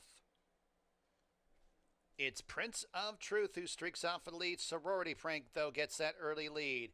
Here's Apollo Coat at the fence, also contending for the top spot. Lil Lank right behind the speed in third. Prince of Truth in fourth. 2 to Happy Instead in fifth. A margin of 3 to Freedsdale, who's about 8 lengths in front of Revivalism, who's at the tail of the field. It's Apollo Code who has overhauled Sorority Prank for the top spot as they make the entry into the turn. Prince of Truth tracks in third, 4.5 off the lead. Lil Ling is nudged upon in fourth, and 4 more lengths back to Happy Instead to the inside of Freedsdale, and still about 8 lengths to Revivalism, who's at the back of the pack. As they wind their way to the top of the home stretch, it's Apollo Code. Sorority Prank comes under a ride. Prince of Truth on the grandstand side in third. Lil Lang is towards the inside in fourth, and it's Happy Instead in fifth. They got 1 furlong to go. Apollo Code. Prince of Truth not giving up on the outside. 3 lengths off the lead. 16th to go. Apollo Code. Prince of Truth wearing him down. It's Prince of Truth. Apollo Code. Prince of Truth defeats Apollo Code. Then it was Sorority Prank, close for fourth.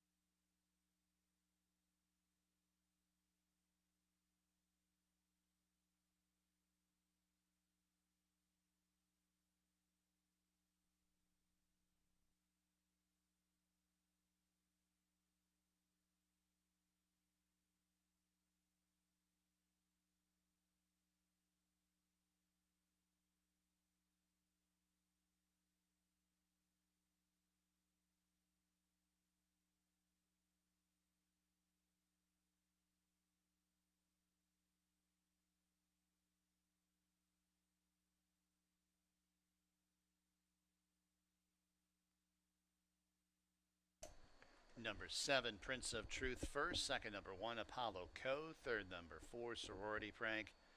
Fourth, number 2, Happy Instead. 7142. 6 furlongs, 111.46.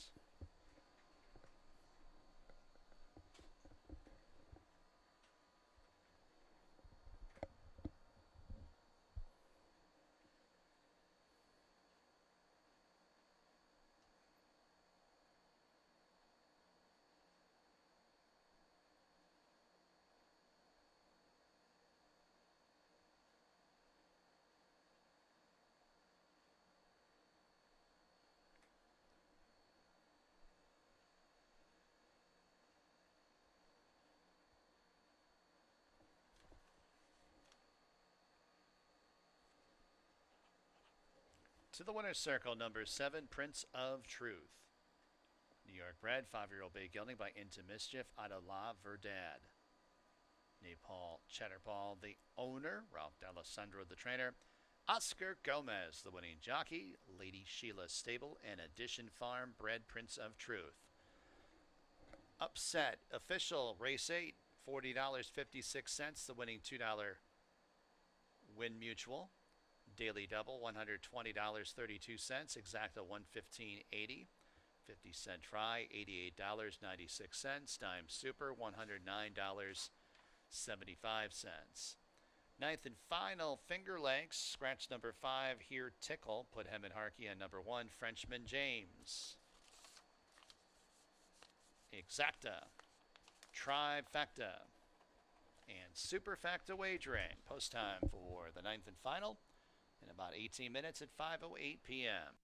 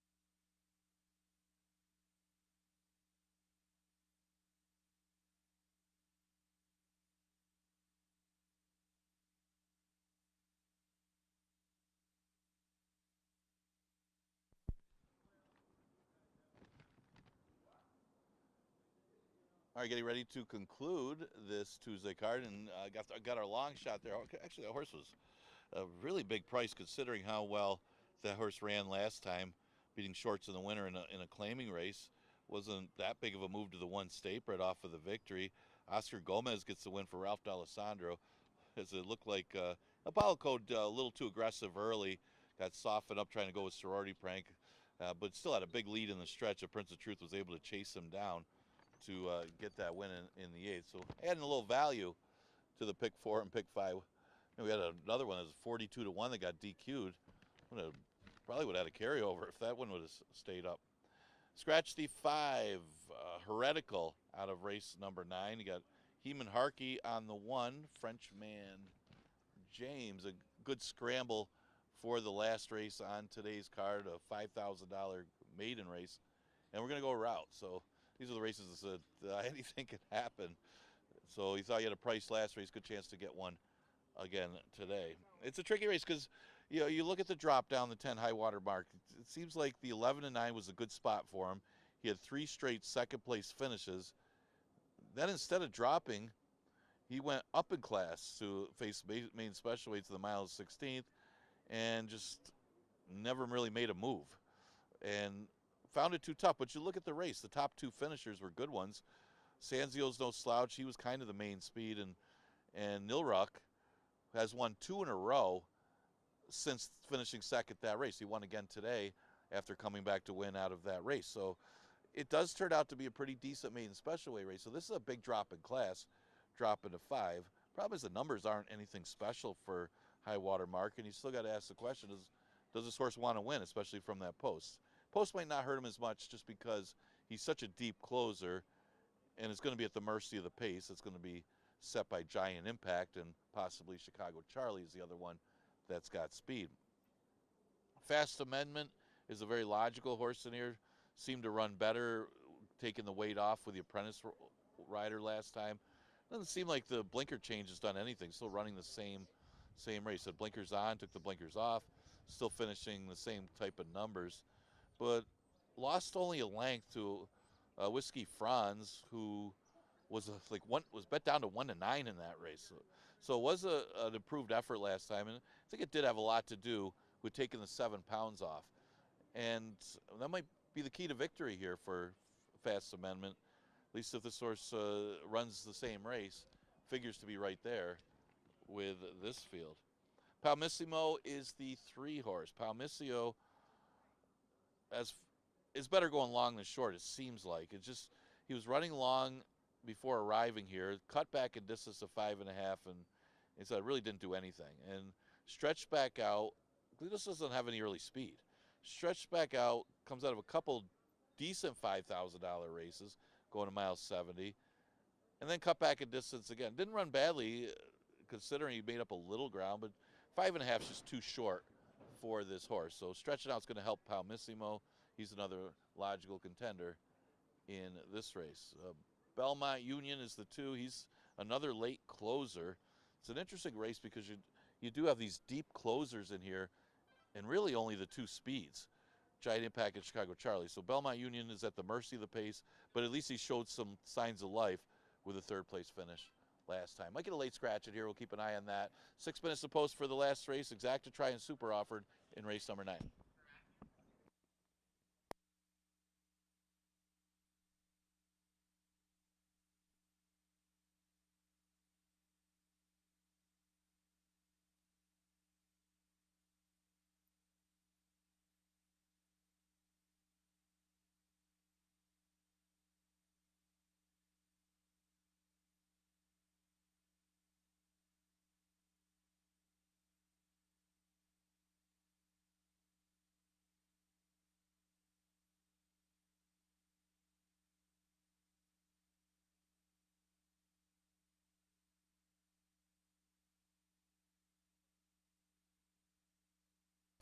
Late scratch on advice of the paddock veterinarian and by order of the steward, scratch number 1, Frenchman James. Number 1, Frenchman James is a late scratch from this 9th race.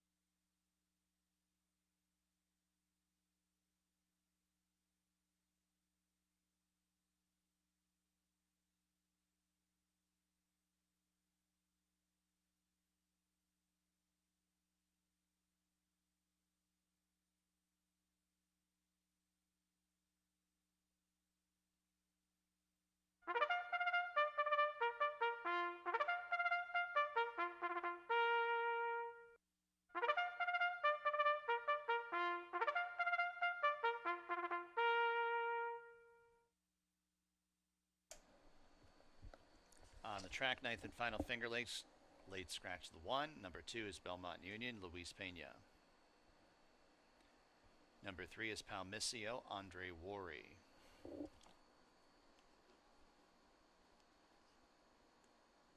Number 4, waiting for AI, Oscar Gomez. Number 6, New York Doctor, John Barrios. Number 7, Fast Amendment, Yalexa Marie Cintron.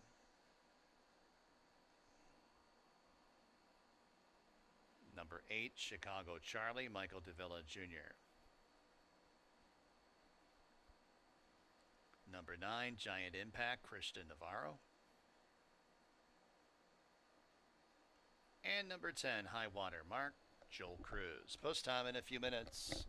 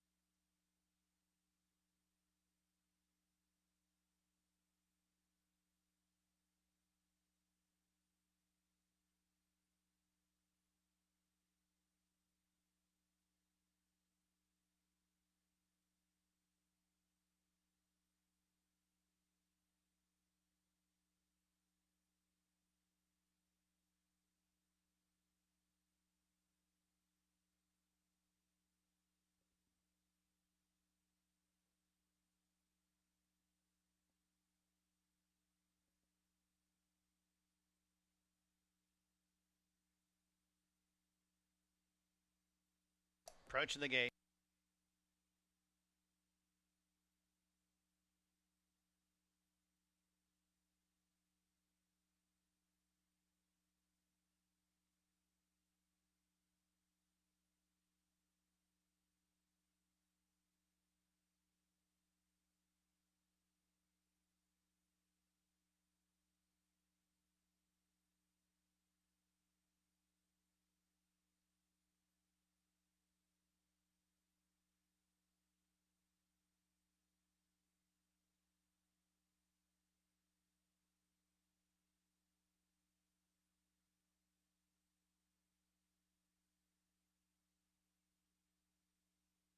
Horses have made their way to the starting gate for the ninth and final from Finger Lakes.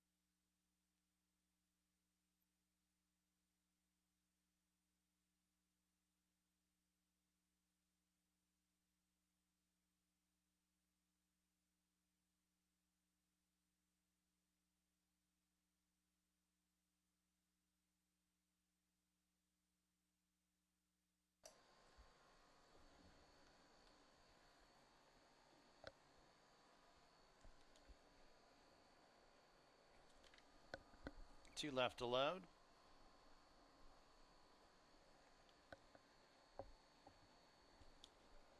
One out. They're all on the gate. And they're off. Pretty good start. Giant Impact, one of a few going out for the lead. New York Doctor has a lot of early speed, so it will be New York Doctor and Giant Impact first and second. Palmissio's towards the inside third. Chicago Charlie goes wide as it's Belmont Union who scrapes the paint, and about 4.5 off the lead is that one. Then 4 more lengths back to Fast Amendment, who's about 3 lengths in front of High Water Mark, and a space of 7 lengths to Waiting for AI, who's at the tail of the field. As they transition to the backstretch, Giant Impact has the neck in front of New York Doctor. They're first and second, as it's Chicago Charlie's on the extreme outside up in the third, Palmissio fourth, Belmont Union towards the inside, now up into the top 4. Will try and squeeze through at the fence. Now up in the third as New York Doctor drops back suddenly. Fast Amendment is in 6th and about 6.5 off the lead, but starting to advance from the back. And then it's High Water Mark, and then about 10 lengths to Waiting for AI, who trails the field. Giant Impact, Belmont Union first and second, as it's Fast Amendment who gets every chance at the outside. Fast Amendment with a 3 wide bid as Giant Impact fades. Palmissio towards the inside, now up into third. Chicago Charlie's in 5th to the outside of Giant Impact, and it's High Water Mark as they arrive at the top of the home stretch. Fast Amendment and Belmont Union, these two clash for the top spot. They're clear by 6 lengths over Palmissio in third, and then it's High Water Mark in 4th. They run down to the 16th pole. Belmont Union coming back for more along the inside. Fast Amendment not giving up on the outside. Fast Amendment, Belmont Union, here's the finish. Maybe outside, but that's another photo finish with the glare here at Finger Lakes as the sun sets. Fast Amendment and Belmont Union in the ninth and final from Finger Lakes.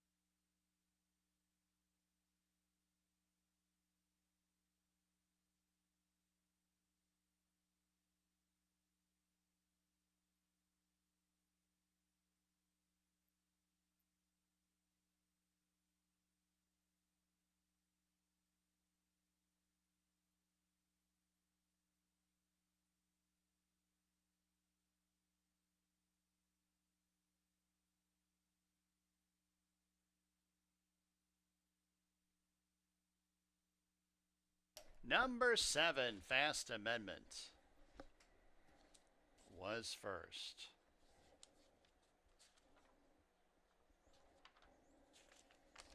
7-2-10-3.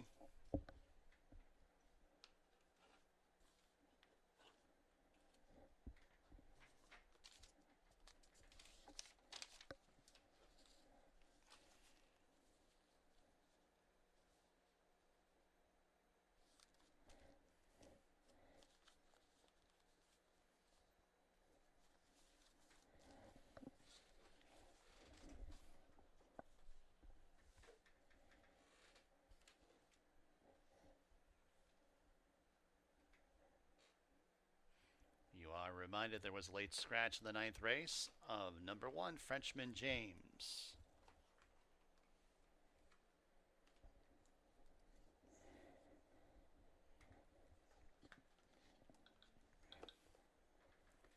Wednesday's program now available for download at fingerlakesgaming.com. Wednesday's program available for download at fingerlakesgaming.com. Fast Amendment official winner, $4.42, the Winnie Mutual. Fast Amendment, New York bred, 4-year-old dark brown gelding by Constitution out of Gold Anklet. Everything's Cricket Racing owns. M. Anthony Ferrero trains the Alexa Marie Cintron. An apprentice aboard, Fast Amendment, Everything's Cricket Racing. Also bred, Fast Amendment. Pick 3, $24.68. Double, $141.98. Consolation double, $39.54. Trifecta, $6.76. Super, $2.97. Pick 4, $253.43. Pick 5, $622.90. Exacta, $9.80. 9th race, last live race here at Finger Lakes for a Tuesday. Next live racing day tomorrow, Wednesday. First post at 1:15 p.m. From high atop the roof here at Finger Lakes, this is your track announcer, Bill Downs, signing off. Have a fabulous evening.